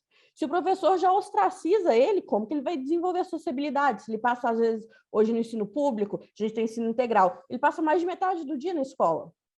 Então, é uma questão de permitir e expor esse adolescente, essa criança, a momentos em que ele é passível de desenvolver aquela habilidade. Então, a gente, por exemplo, a gente faz exercícios de mindfulness no começo de todas as intervenções, sejam elas individuais, pequenos grupos ou grupos grandes. E depois que os alunos já estão no programa há 2 anos, eu comecei agora, não estava no protocolo, mas a gente tem essa liberdade para poder criar, né? Então, no começo desse ano, eu comecei a convidar esses alunos para eles conduzirem um momento de mindfulness para a gente. e tem sido uma ferramenta assim, de empoderamento deles, porque antes era algo reservado para a psicóloga, mas agora eles estão conduzindo. Muitos já têm o hábito de fazer isso em casa, mas tem um peso e tem uma significância social diferente quando eles conduzem isso com os outros colegas. Então, a gente faz um rodízio, normalmente eu convido aqueles que têm mais dificuldade de comunicação. E quando eles fazem, é um momento que todos têm muita reverência, muito respeito, o pessoal curte muito, eles, depois de já estar há 2 anos no programa, eles já conseguem ver a relevância daquilo na vida deles. Então, eles ganham aí como se fosse o suporte dos colegas, tipo, nossa, eu fiz e todo mundo fez junto comigo, e eles me ouviram, e eles seguiram as instruções e tudo mais. Então, isso tem uma relevância muito grande para eles. Isso é uma super ferramenta para desenvolver a comunicação e a sociabilidade. Então, como eu falei no início, é expor esses adolescentes a chance de desenvolver aquilo. Uma circunstância controlada, um ambiente seguro, e você está lá do lado dele para poder ajudar se precisar. Mas até hoje foi 100% de sucesso. Até um adolescente, por exemplo, que eu brinco que nossas intervenções elas foram aumentando 1 minuto por vez, à medida que a gente ia conversando. Porque a primeira conversa com ele, assim, com muito custo, durou 5 minutos. Assim, com muito custo, muito custo, muito custo. E hoje a gente já consegue, assim, ficar 50 minutos e ele abre o coração e fala como que foi o dia, que ele brigou com o pai, e assim, uma pessoa completamente diferente. Então, como que eu sempre falo para eles que as nossas habilidades são análogas a músculos. Se eles não trabalharem elas, elas vão ficar atrofiadas. Então, eles precisam continuar trabalhando. Não é para começar com um peso de 20 quilos de uma vez. Então, por exemplo, um aluno uma vez virou para mim e falou, Elisa, uma aluna, na verdade, falou assim, vou participar de uma competição de debate. Aí eu, nossa, que ótima ideia e tudo mais. Essa é uma aluna que, quando ia apresentar trabalho na sala de 20 alunos, ela chorava. Eu falei, nossa, talvez começar com um debate na frente de 200 pessoas em inglês não seja a melhor alternativa. Vamos fazer um treino, então, olha, vamos fazer então um debate em sala de aula? Então, ajudar eles nesse processo aí de escolha também do momento de exposição. Então, a comunicação que a gente trabalha com eles tem essa questão de se comunicar de forma clara, ser consistente, ser adequado ao ambiente. Então, isso foi um desafio muito grande, porque, por exemplo, quando ele senta, e aí é uma questão de condicionamento, quando ele senta na frente do computador, ele já tecla VC, sim, o sim já vira um S, o não já vira um N, tipo assim, automático. Automático. Por quê? Porque ele ficou ali 12 anos fazendo daquela forma quando ele sentava no computador. E aí, de repente, ele está numa aula de gramática. E aí a professora faz uma pergunta e ele responde, VC não vá. O professor fica estarrecido. E então, essa questão de entender que ele está num ambiente diferente e que existe uma forma de comunicação para cada tipo de ambiente, também é uma habilidade que tem que ser trabalhada, principalmente com crianças, com adolescentes, de entender que cada ambiente tem uma demanda, cada ambiente se expressa de maneira diferente. E outros 2 pontos, né, que é estar aberto a opiniões sem julgamento. Então, a gente faz muitos exercícios de debate justamente por causa disso. Debates que são mediados, eles são, não sei se vocês conhecem, mas tem um esquema, nos Estados Unidos existem umas competições de debate e elas são temporizadas, e aí cada lado tem 1 ou 2 minutos para poder apresentar um argumento, e depois o outro lado tem 30 segundos para fazer a réplica, depois a tréplica e tudo mais. E o objetivo desse debate nunca é chegar a uma conclusão, que é algo que para eles é novo, porque normalmente eles fazem algo, principalmente quando a gente está falando dessa turminha com altas habilidades acadêmicas, fazem algo querendo um 10. E o 10 ali naquela situação tem uma cara diferente. O 10 não é convencer o outro da sua opinião, é conseguir trazer a sua opinião e ouvir o outro de maneira respeitosa. E responder o outro de maneira respeitosa. Então, a maneira como você faz uma atividade, que pode, às vezes é a mesma atividade que você já fez 10 vezes, mas a intenção com a qual você faz a atividade vai refletir na maneira como você executa essa atividade. E também coloquei aqui o aspecto social, né? Além da comunicação, a sociabilidade, da capacidade de compreender as outras pessoas, se posicionar, criar vínculos, conseguir interagir com os colegas, ler o ambiente, se ajustar. Então, tudo isso aí está incluso nessa habilidade de comportamentos pró-sociais. E, por último, mas não menos importante, o autocontrole. E começo com uma pergunta, falando aqui dessa habilidade. Vocês lembram do teste do marshmallow? sei se vocês, para quem não conhece, o teste do marshmallow ele foi criado na década de 70, na faculdade de Stanford, e era muito básico. O psicólogo chegou, colocou o marshmallow em cima da mesa. Aqui no Brasil é como se fosse colocar um brigadeiro. Colocou um brigadeiro assim na frente da criança e falou, olha, você pode comer esse brigadeiro agora, ou então eu vou sair. Na hora que eu voltar, se você me esperar voltar, eu te dou 2.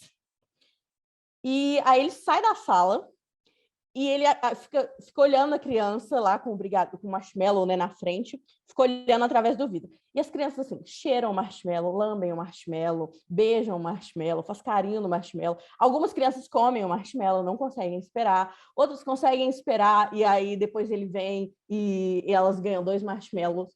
E é um experimento clássico que fala sobre autocontrole, sobre controle inibitório, né, a função cognitiva do controle inibitório.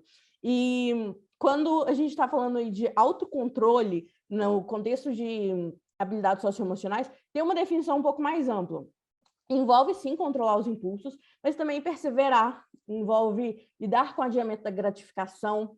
E aí levanta a pergunta de como que você faz isso, se, assim como eu trouxe anteriormente, muitos adolescentes falavam, mas Elisa, e se não tiver amanhã? Por que eu vou fazer isso se não vai ter amanhã? E essa foi uma questão que eu acho que passou pelas mentes até dos adultos. Então, eu lembro que teve uma roda que a gente fez, uma roda de conversa, que a gente estava falando sobre perspectivas de futuro, e aí tinha um grupo lá que estava completamente convencido de que o mundo ia acabar. E eu pensava assim, gente, eu não sei se eu consigo convencer eles do contrário, porque eu não tenho certeza do mundo de amanhã também, sabe? Se você me falasse dia 15 de março do ano passado, que eu ia ficar 1 ano e meio atendendo vocês online, eu nunca ia acreditar. Então, e aí, nesse momento, é uma questão de dividir as variáveis, em quais a gente pode controlar e quais a gente não pode controlar. E aí a gente foca nas que a gente pode controlar. Então, era muito um exercício disso. Olha, eu não posso controlar se eu vou voltar para a escola ou não, mas eu posso controlar como eu interajo com a minha professora de português, porque ela é uma pessoa. Então, eu vou abrir minha câmera, eu vou tirar dúvida, eu vou fazer um exercício. Eu posso controlar como eu interajo com os meus pais, como eu lido com esse desafio da hiperconvivência. Então, a gente fez, por exemplo, uma roda com os pais, falando sobre o desafio da hiperconvivência, que, principalmente para os adolescentes, afetou todas as áreas, todas as habilidades socioemocionais deles. Porque o adolescente está num processo de diferenciação da família, de encontrar a própria identidade. E como você faz isso se você está num ambiente que as barreiras estão cada vez mais difusas, a família que está junto 24 horas, e longe dos seus pares? Então, essa pergunta, ela reflete em todas as habilidades socioemocionais. Como que eu exercito o autocontrole se não tem amanhã? Como que eu me comporto socialmente se o outro está longe? Como que eu tomo uma decisão responsável se eu não estou vendo o resultado da minha decisão agora? Como que eu sou empático se eu não estou vendo o outro? E quem que eu sou se eu estou tão grudado neles? Então, a pandemia, ela trouxe um processo, eu acho que, de ressignificação de o que cada uma dessas habilidades é para a gente e como que a gente pode usar cada uma dessas habilidades para poder lidar com essas adversidades, como o momento de pandemia, o momento de isolamento, o momento de estar longe. E eu acho que reforçou também, tanto para os adolescentes, quanto para os pais, quanto para a nossa equipe, né, da importância que tem de se falar sobre as habilidades socioemocionais, que é uma ferramenta necessária para tempos normais, pandêmicos, fim do mundo, escalando um vulcão ou passando na onda. A gente tem que ter as ferramentas certas para poder passar sobre isso. Então, é isso, pessoal. Eu trouxe aqui as referências que eu usei e eu estou à disposição, se vocês quiserem conversar mais, conhecer mais do projeto. E é isso. Muito obrigada novamente aí, Riviane, Mari, pelo convite. Ju, por dividir esse momento comigo. É muito gostoso estar aqui conversando com vocês.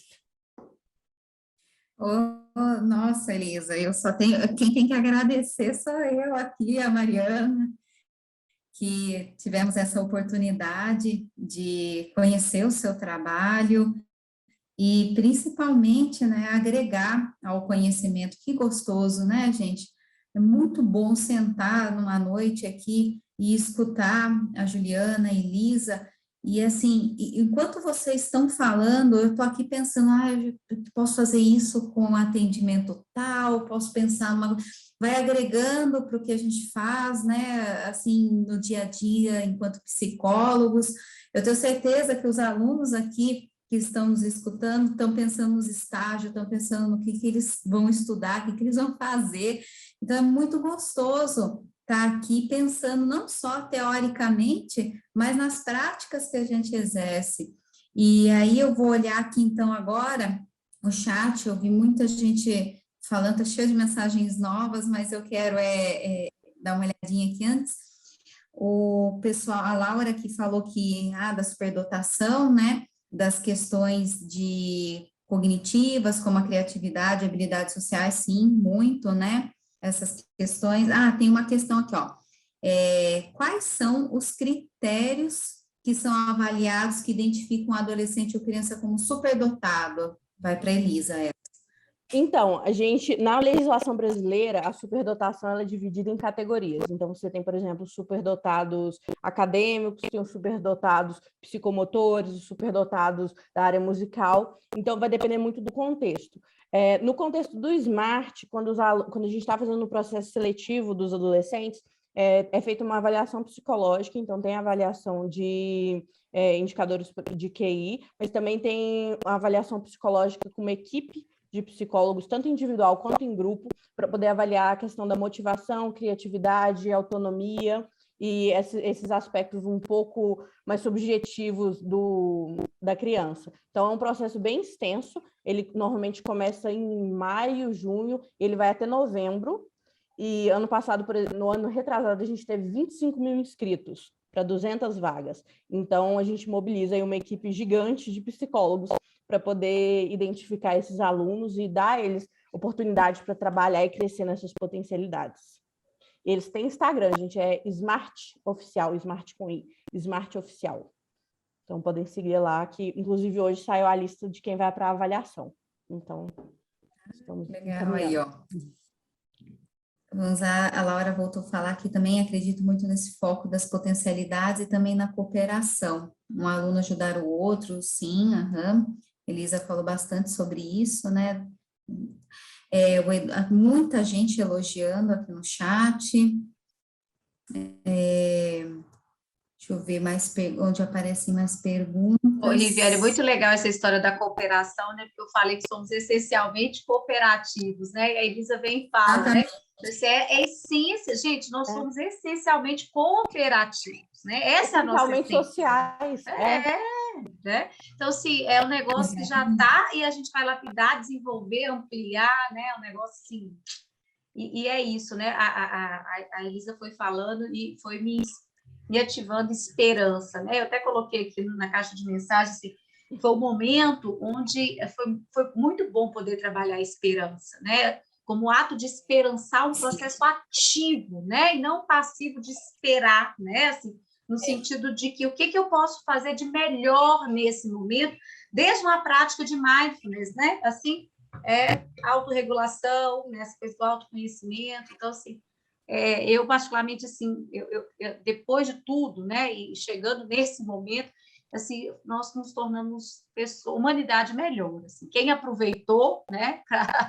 Para melhorar a essência humana, né? Assim, cada vez mais aproveitando de tudo que somos enquanto ser humano, né? Acho que foi fantástico. Então, vendo esse trabalho aconteceu durante a pandemia, né? Todos os processos que aconteceram durante a pandemia, né?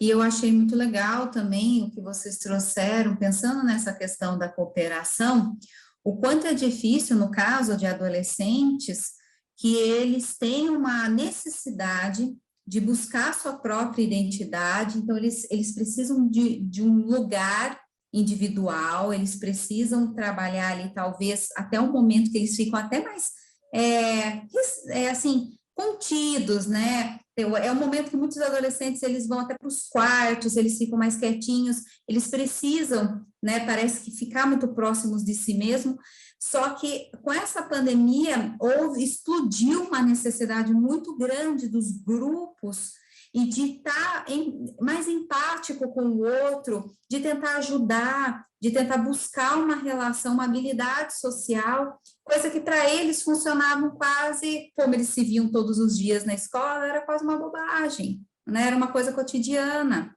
né? Isso aconteceu muito também. Aqui o pessoal que viu vídeos dos cachorrinhos, deve ter sido bem desafiador. Uhum. Aqui a Juliana falou da esperança, é isso mesmo. Como que a gente entende?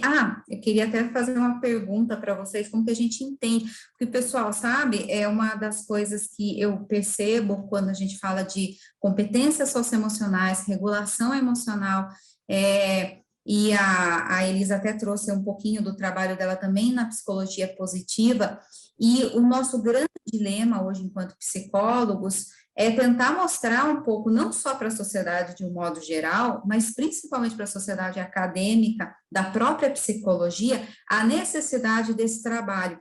Ainda há um certo, não sei se eu posso dizer preconceito, mas ainda há uma ideia de que quando a gente traz esse lado emocional, esse trabalho, parece que a gente continua falando de autoajuda, e não é isso. Não é autoajuda, né, pessoal? Se vocês vejam o que há por trás de trabalhos publicados, científicos, né, de uma organização técnica da psicologia, e ainda há essa coisa, é porque o nome também não ajuda, a gente fala assim, vamos lá apresentar psicologia positiva, vamos falar de emoções, parece que a gente está trazendo para o mundo, para o universo muito senso comum, e não é isso, né? Vejam todos os recursos que a Juliana e a Elisa trabalham, e olha isso, que rico, que rico. Teve alguém aqui no chat que comentou, né? Olha o trabalho da psicologia, como a psicologia pode ajudar, pode trazer isso, né? Mas eu queria até perguntar isso para vocês, assim, o que vocês acham, assim, como que nós podemos, talvez, sensibilizar a comunidade da psicologia mesmo a entender que não é uma autoajuda, que existe todo um estudo por trás. Como que a gente pode sensibilizar? Como vocês pensam isso, assim? Então, Viviane, assim, eu fiz neurociências, né, neuropsicologia, né, e sou terapeuta cognitivo-comportamental, né, as instâncias, né, que nos organiza aí é o pensamento, emoção e comportamento, né, então se essas três instâncias funcionam de forma articulada, né, eu vou ter saúde mental, né, eu vou garantir que os meus processos cognitivos funcionem, né, então, se eu não consigo nem pensar o funcionamento humano, o processamento da informação, sem um trabalho com a emoção, né? Então, assim, é a neurociência, né? A neuropsicologia, a psicologia cognitiva, né? Assim, não lá de antigamente, né? Que vai falar lá memória, atenção, funções executivas, como a Elisa mesmo disse, né? Emoção, né? Então, assim, o estudo das emoções, né? Na verdade, a psicologia esqueceu. Eu formei em 2003, né? Na minha formação, não falava de emoção. Na minha graduação, não se falava de emoção, né? Falava de um tanto de coisa, mesmo de emoção. Então, a psicologia esqueceu o tempo das emoções, né? E aí começou a não dar certo, né? A psicologia começou a ter problema, por isso surgiu um tanto de adjacências aí, né? Enfim. Mas, então, não tem como fazer psicologia, psicoterapia, né? Psicologia cognitiva. Eu não sei como fazer psicologia sem emoção, né? E uma emoção científica, neurociências, né? Processamento da informação, né? Pensar um sujeito sistêmico, né? Você pensa que traço de personalidade é um padrão consistente no modo de sentir, pensar, né? E agir, né? Então, assim, eu não sei como faz psicologia sem emoção. E é aquela coisa, a ciência continua sendo ciência, quer você goste dela ou não. Então, eu formei na PUC, né? E a PUC ela tem uma escola psicanalítica que é referência aí no Brasil, muito forte. E então hoje eu tenho vários colegas que são psicanalistas, tenho vários colegas que trabalham com gestalt terapia, com terapia sistêmica, e eu acho que assim, as emoções existem independente da teoria em que você vai abordar. Sempre vai ter. A maneira de olhar para ela é como se você estivesse olhando para o conceito das emoções de ângulos diferentes. E dependendo do contexto que você está, algum ângulo vai ser melhor para você trabalhar. Então, por exemplo, lá na equipe de São José dos Campos, de psicólogos, a gente tem 2 que são psicanalistas e uma com formação sistêmica. Mas a atuação e as intervenções delas são cognitivo-comportamentais, porque naquele contexto faz mais sentido olhar para as emoções daquele ponto de vista teórico. Então, é por isso que eu e a Ju, sempre quando você está falando de intervenção, do porquê que você está fazendo algo na clínica, no grupo, no indivíduo, você tem que saber o porquê que você está fazendo, qual teoria que está te embasando naquilo. Porque se você pegar um de cada, aquilo não vai amarrar de forma consistente, e aí a pessoa não vai para frente. Então, é importante de entender por que você está fazendo, por que cada intervenção tem um motivo, o que está por trás daquilo. Então, quando você entende isso, o processo de fazer psicologia também fica mais fluido, porque aí você consegue pegar aquelas informações que você já conhece, consegue manipular, criar intervenções novas baseadas na necessidade daquele grupo. Mas tudo isso vem de um bom aporte teórico. Então, independente da teoria, né, que vocês escolherem seguir, se aprofundem nessa teoria, estudem, leiam artigos aí com validade científica, que tenham estudos, né, que tenham grupos comparativos, que tenham grupos de controle. É sempre importante a gente voltar o nosso olhar para a ciência, que eu acho que isso também traz mais legitimidade perante a sociedade, querendo ou não. Então, é isso. Excelente, Elisa, Juliana, é isso mesmo. Elisa, estão perguntando aqui com relação ao SMART, como é que ele chega nas populações carentes, como que é feita a divulgação? No estado de São Paulo, a gente atua na cidade de São Paulo, em São José dos Campos, e também a gente começou uma parceria agora em Sorocaba e Cotia. A gente tem parceria com todas as redes de educação municipal e estadual. Então, todos os diretores e coordenadores fazem parte da nossa rede. A gente tem, uma vez por ano, um congresso de superdotação, que a gente faz o treinamento de educadores para identificar esses alunos, como lidar com esses alunos em sala de aula. Então, tem esse movimento bem grande da rede pública, tanto no estado de São Paulo quanto no estado do Rio. Em Minas Gerais, o Smart chegou tem menos tempo, então a parceria com a rede pública é um pouco menor. Mas, ainda assim, a gente usa a rede pública como maior veículo, né, de comunicação para poder encontrar mesmo esses alunos e também os próprios alunos. Então, durante o 8º e 9º ano, eles vão para a escola pública de manhã e de tarde eles vão para a escola parceira do Smart. É como se eles estivessem matriculados em 2 escolas, fazendo o 8º ano 2 vezes. Por quê? Porque no primeiro ano eles vão 100% do tempo para a escola integral, para a escola parceira. E há, sim, independente de onde, né, do Brasil você veio, há um gap de conhecimento na rede de ensino público. Então, 8º e 9º ano, eles vão, como se fosse, ficar no mesmo nível, em questão de conteúdo, do pessoal das escolas particulares, e aí no primeiro ano a gente faz a transferência completa deles para o ensino particular. Então, durante o 8º e 9º ano, eles vão para a escola pública de manhã, eles vão para a escola parceira à tarde fazer o 8º ano de novo. Mas acabam sendo 8º anos, né, muito diferentes. Então, eles têm um contato com os colegas, eles puxam a galera para fazer o teste, para fazer a inscrição para o primeiro ano, porque eles podem entrar no primeiro ano também. Então, tem uma movimentação gigantesca dos alunos, porque uma das nossas crenças, né, é que bons exemplos têm efeitos multiplicadores. Então, que cada um deles tem que ser multiplicador de mudança na comunidade que eles estão. E aí, então, é automático para eles trazer os colegas para esse movimento. Ótimo, Elisa. Uma coisa legal que está acontecendo aqui na Semana da Psicologia, né, que a Newton está promovendo, é a diversidade de discussões. Muitas áreas, né, sendo trabalhadas, cada dia é uma área diferente, é uma abordagem diferente, e eu estou achando muito interessante, porque hoje vocês estão trazendo aqui uma discussão, a Juliana falou, eu não vi isso na faculdade, né, não tem, a gente não viu isso na graduação, não tem. E a Elisa, ela trouxe uma outra coisa também, ela falou assim, dos adolescentes, conta nos dedos, uma mão, né, Elisa? Quem trabalha com isso, sabe por quê? Porque não tem, porque a gente não tem, a gente vai ver teoricamente lá em desenvolvimento humano um pouquinho. Uma pincelada, né? E ainda fala de fases, uma coisinha assim super rápida, e a gente não tem ferramentas, depois não tem nem coragem para chegar com uma população super desafiadora, igual você falou, né? Como é que eu vou falar com um adolescente a respeito de futuro? Se ele chega, ele te dá uma resposta muito pronta e rápida, A gente Não fica tem todo futuro. sem saber o que falar. E uma demanda enorme de trabalho aí na sociedade que vai explodir, porque eles ficaram sem escola, eles estão reclamando desse ensino remoto, e aí eles ficaram muito perdidos sem os amigos próximos. Então, assim, vai explodir, já está explodindo. Já está explodindo. Os casos de saúde mental, assim, dispararam. Especialmente nessa população jovem. Então, aí nós precisamos de profissionais.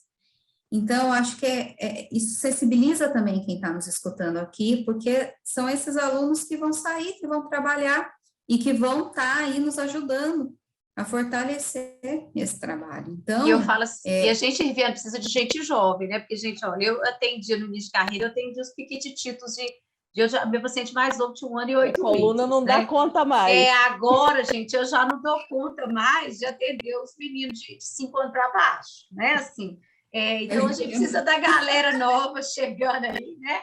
Porque agora eu só consigo atender os de 6, né? Assim, eu tô 15 anos professora, né? Então, assim, é isso, gente. A gente precisa de renovar o mercado, né? E mantê-lo sobrevivente, né? Atender criança e adolescente. E eu acho acaba que a gente faz muita orientação, né? Para o pessoal que está engajado, que está trabalhando, né? A gente faz muita orientação. E tem uma experiência que eu queria compartilhar bem rapidinho, Riviane, que a gente está falando da formação dos psicólogos do futuro, né? Eu queria contar para vocês como que eu consegui minha primeira iniciação científica. Foi assim, eu estava no começo do segundo período de psicologia lá na PUC, e como todo aluno do segundo período, eu não sabia nada. E eu fui num curso na UFMG, eu achei o curso fantástico. Na época era o Leandro Malloy que estava dando o curso, e uma orientanda dele foi dar uma matéria lá no curso sobre pré-escolares. E aí, no final do curso, ela explicou sobre o laboratório deles, na época era o LINC, o Laboratório de Investigações em Neurociências, e eles estavam contando os projetos de pesquisa e tudo mais. Falei, nossa, cara, que sensacional. Aí, no final da palestra, eu cheguei lá, oi, tudo bom? Meu nome é Elisa, eu sou do segundo período da PUC. Você não tem uma vaga no seu grupo, não? Eu trabalho de voluntário, não tem problema. E aí ela olhou para mim assim, tipo, mas o que você sabe fazer? Olha, eu não sei fazer muita coisa, não, mas eu posso aprender.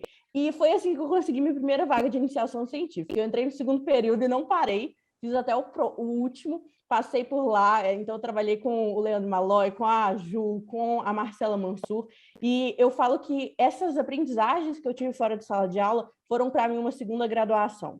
Então, tem muita gente que chega no 8º, 9º período e fala assim, eu não consigo estágio, porque para ter estágio eu preciso ter experiência. Mas como que eu vou ter experiência sem estágio? Gente, na graduação o que mais tem é experiência pré-estágio. Então, monitoria, grupo de estudos, laboratório. Então, por exemplo, tinha um grupo lá na PUC que a gente queria estudar desenvolvimento infantil. Aí a gente chegou para a professora e falou, professora, você topa começar um grupo de estudos com a gente? Ela, topo, vamos lá. E a gente criou um grupo de estudos, anexou ele a um laboratório, reviveu um laboratório que estava desativado lá na PUC. Então, parte muito de vocês, alunos, correrem atrás dessas oportunidades para agregar a formação de vocês. A formação da faculdade, ela é arroz com feijão. Os complementos do prato é por cargo do aluno.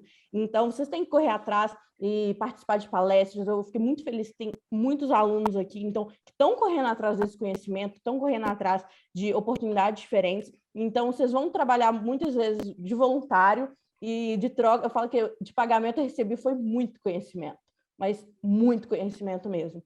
Porque aí, assim que eu saí da faculdade, eu já achei oportunidades para atuação. Então, é uma questão de se envolverem com o máximo de coisas possível. É a hora de experimentar tudo. Então, eu fiz estágio com idoso, com criança, com adolescente, com adulto, com casal, com hospital. Assim, tudo quanto era estágio diferente, eu falei, quero experimentar tudo. É hora de experimentar, ver do que vocês gostam e investir na formação de vocês, além do arroz com feijão. Excelente, é isso mesmo. E dependemos, né, dessa galerinha que está aí com energia, como a Juliana falou, a gente precisa de vocês para conduzir, né, essa máquina chamada psicologia. A gente precisa, então, por favor, pessoal, bora lá. Pelo amor de Deus, que os velhos aqui a gente está atendendo até 9h30 da noite, a gente já não está mais dando conta. Eu aqui do áudio do 7 já estou aqui assim, E não adianta a idade, os adolescentes, quando você trabalha com adolescente, eles, por exemplo, me chamam de cringe. Outro dia me falaram que eu sou vintage, entendeu? Para não falar que eu sou velha, eles falam que eu sou vintage. Eu sou muito vintage. Eu não acredito. Então, assim, gente, trabalhar com adolescente tem essas coisas, mas tem várias alegrias também. Então, muito bom. Eles são demais, é uma delícia. É assim, cada dia, quando eu falo que agora eu entendi eles, eu não entendi eles. Então, são pacientes autorrenováveis, sabe? Eles agora começaram a falar da minha mecha, sabe? Assim, Juliana, assim, por que você está pintando o cabelo? Não, demais. Pintando o cabelo, assim, né? Moderníssima. Então, assim, eles reparam tudo, vê tudo, né? E eu digo assim, o quanto que a gente aprende com eles, né? Então, as crianças, os adolescentes, assim, é muito bom, né? Assim. E aí, assim, a Riviane falou, Juliana, você esqueceu de falar alguma coisa, né? Se eu esqueci alguma coisa de falar alguma coisa do meu currículo, né? Eu sou diretora clínica do Espaço Integrar, né? Então, a gente tem trabalhado muito com isso que a Elisa coloca, assim, de ser um espaço também, né, para a gente poder aí botar a mão na massa, né? Então, a gente está aí até, faço aí um apelo, né, a Nilson, tentando fortalecer em parcerias para a gente colocar os alunos para colocar a mão na massa, né? A gente tem um projeto social que a gente precisa, né, então, de pessoas para trabalhar, e a gente fez um trabalho muito bacana, os alunos fizeram um trabalho muito bacana nesse período de pandemia, assim, né? Então, é muito bom, é isso que a Elisa falou. É fazendo que aprende, né? Não tem isso. Como. Vocês podem ler, assim, gente, vocês podem ler os volumes todos, assim, de tudo quanto é livro, de A a Z, que se você não tiver a prática, aí... Então, esse é o momento de ter a prática, sabe? Aproveitar essa supervisão incrível. Já pensou, gente, ter supervisão com a Ju, que incrível. Aproveitar essa supervisão, sabe? Desses professores, do pessoal lá da equipe do Espaço Integrar. Aproveitar esse momento. Esse é o momento de vocês, que nem a gente fala com os adolescentes, de expor eles a momentos que possibilitam o desenvolvimento de habilidades.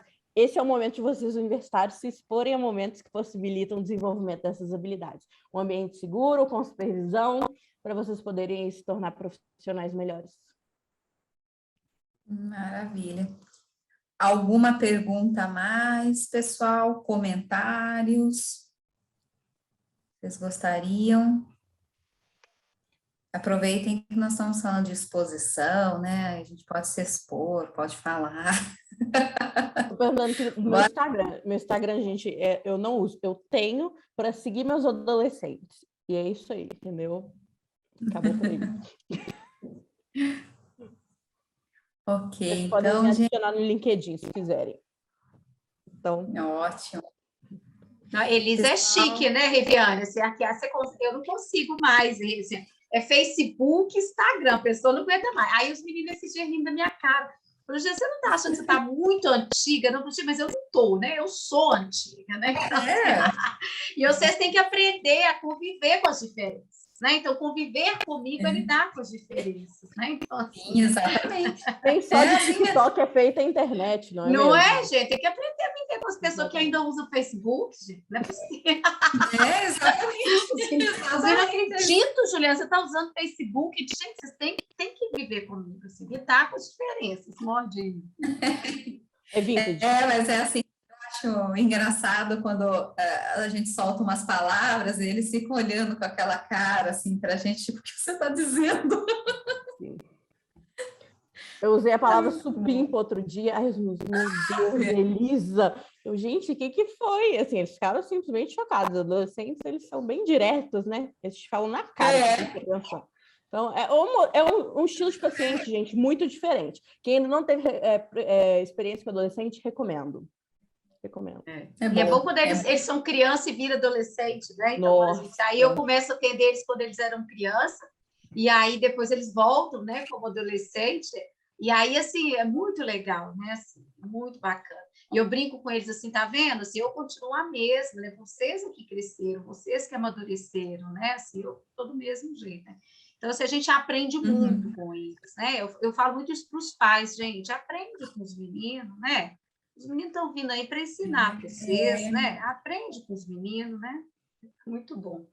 Eu, às vezes, vejo muita resistência dos pais, assim, quando o adolescente ele chega com alguma coisa nova em casa, seja uma música, seja qualquer coisa, os pais têm uma resistência, às vezes falam, ih, pare com isso, não aguento essas coisas que você faz, né? Assim, não oferece também uma oportunidade de conhecer, e isso distancia, aí que distancia a relação entre a família e o adolescente. Às vezes é Mas preciso a gente no e a pandemia veio movimento ajudar dele nisso, né? Não tinha como sair de casa, também. né? Assim, tinha que ouvir a música do menino, né? Aí o pai falava, bota fone, né? Eu falo assim, mas não bota fone, né? Para que botar fone, né, gente? Ouve a música do menino, né? Então, assim, é isso. Ver, E, né? bom, aí eu falo com os pais, aí eu falo com os meninos também. Agora você vai ouvir a música do pai também. Falei, nossa, se soubesse, eu tinha pedido para ouvir a minha. Eu falei, pois é, mas é assim. Mas é a troca, né? É muito importante pensar nessa troca. Você pode até não gostar, mas vamos lá, eu escuto a sua porque é bom demais. Processo de adaptação, readaptação de todos os envolvidos, né? Bom demais. Deixa eu ver, a Juliana falou aqui, a Flávia também levantou a mão. Ó. A Juliana perguntou, Juliana e Elisa, vocês têm quais, né, os principais adoecimentos vocês têm percebido nas crianças e adolescentes? No meu consultório apareceu muita ansiedade, né, muito depressão, né, toque, tá? E transtorno do estresse pós-traumático, tá? Então, assim, tá. que O eu estresse consigo... pós-traumático tá complicado. Toque, muito toque também, ansiedade e depressão. Lá também, mesmos casos também de, por exemplo, de tentativa de suicídio aumentaram muito, mas assim, dispararam. E principalmente quando a gente pensa que, muitas vezes, para o adolescente, a escola era o lugar que eles iam para poder desestressar, às vezes, sair de um ambiente tóxico, e agora eles estão sendo obrigados a conviver 100% do tempo com aquele ambiente tóxico. Então, acho que não só com adolescentes, mas também algumas colegas que trabalham com casais tiveram essa como uma queixa muito presente. Flávia, levantou a mão? Uma pergunta, até mandei no chat, eu acho que sumiu. Nesse sentido das tecnologias, né? A Elisa fala aí dessa ferramenta do Google e de que os profissionais tiveram que se integrar nessas novas tecnologias e na tecnologia, né? Nem nós somos as novas. A minha pergunta tanto para a Elisa quanto para a Juliana, nesse sentido, essa utilização das novas tecnologias, o fato dos profissionais agora estarem usando novas ferramentas, em comparação ao atendimento presencial, isso aproximou mais os jovens? Ou não fez diferença? Ou foi só mais uma ferramenta? Eu acho, assim, na minha experiência de atuação, aproximou, mas eu não consigo falar se essa aproximação não ocorreria no presencial. Acho que é como eu havia mencionado anteriormente, na questão de que vários caminhos levam ao mesmo lugar. Então, a gente queria chegar àquele mesmo lugar de formação de vínculo com o adolescente, de um momento ali que ele está se abrindo, que ele está confiando, que ele está imerso naquele momento do atendimento, da intervenção, e as ferramentas é que tiveram que mudar. Então, o que antes era, por exemplo, vamos supor, eu vi uma menina chorando no banheiro, eu sentava do lado dela e falava, e aí, fulaninha, como é que você tá? O que tá acontecendo? Tudo mais. Ou então eu chamava para conversar na sala, e aí você ficava lá no olho, às vezes, né, pegava a mão, oferecia um lenço, alguma coisa assim. Então, essas eram algumas ferramentas, né, do presencial. E aí, agora a gente teve que usar outras ferramentas para poder fazer esse processo acontecer no virtual. Então, eu senti que demorou um pouco mais com os que eu não conhecia pessoalmente, e para manter o vínculo, eu sinto que exigiu um esforço um pouco menor do que criar o vínculo com os que eu ainda não conhecia. Entendi. Ótimo. Assim, no consultório, assim, gente, a dor estava grande demais, né? E o adolescente se colocava, assim, no pedido de ajuda mesmo, né? Então, assim, logo que começou essa história de pandemia, assim, eu abri um grupo de estudo sobre atendimento infanto-juvenil, né? E depois esse grupo transformou em estudos de uso e abuso de tecnologia, né? Então, a gente sempre tentando entender, assim, né, o lado bom, né, e o lado arriscado de tudo isso, né? Então, a gente teve que usar aí o Zoom, teve que usar o WhatsApp, teve que usar, né, e até Instagram, né, assim, tem um negócio, a última modernidade para a Juliana, né, do século passado, né, então, stories, então, assim, enfim, a gente teve que fazer e se refazer, né. Eu tenho até uma amiga que vai lançar aí, agora, nos próximos dias aí, ela fez uma plataforma de jogos, assim, terapêuticos, sabe? Para a gente compartilhar a tela e poder fazer. E aí a gente... então, eu fui testando para ela, né? Então, aqueles meninos mais opositores, que os TDAHs da vida, a gente teve que lançar a mão dessas coisas para trazer, né? Assim, às vezes teve que dividir sessão em 2 de 25 minutos, porque não deram conta, né? Então, assim, eu acho que foi um aprender juntos, sabe? Assim, então, foi muito isso. Agora, eles querem voltar para o atendimento presencial, né? Criança e adolescente quer voltar para atendimento presencial, tá? É isso. Deixa eu contar um exemplo que aconteceu semana passada. Um grupo de adolescentes meus, eles combinaram no WhatsApp, e aí no final de todas as minhas sessões da semana passada, no final eles perguntavam, mas que dia que você vai voltar no presencial? Tipo, todos eles tipo, combinaram para fazer pressão para eu poder voltar logo. E eu lá, tipo, gente, calma, né? Então, eu tô louca para voltar, mas eu sou imunossuprimida, então tem alguns cuidados aí a mais, né, para poder tomar. Mas eu voltei e estou voltando, né? E essa coisa e foram poucos os profissionais que continuaram atendendo criança e adolescente, né? Então eu tive assim, tinha dia que eu ficava com o computador assim no colo, né? Assim, e assim tentando, olha para mim, olha no olho, né? A gente fazia trabalho com câmera, então assim, a gente foi reinventando, né? Então aproximou, né? Muita flexibilidade cognitiva dos psicólogos. Entendeu? Tem que exercitem muito essa função executiva, porque olha, usa chave de fenda de martelo, entendeu? Tem que diversificar o uso das ferramentas. É isso mesmo. Gente, mais alguma pergunta? E aí, Elisa, aquele jogo lá do Google que você colocou, nós até o Espaço Agra fez uma postagem sobre, assim, fantástico, assim, sabe? Muito legal. O pessoal adorou, a galera adorou, funcionou. Muito bacana, né? Porque os pais vinham reclamando, às vezes, me estão jogando jogo estranho, né? Aí eu falo, então joga esse. Então, assim, troca, joga esse, né? Troca, né? Para a gente ver o que faz, né? Maravilha, gente, sensacional, né, pessoal, que noite gostosa, que bate-papo é bom, né, produtivo aqui, quanta coisa que a gente vai sair pensando. Então, mais alguém, gente, não?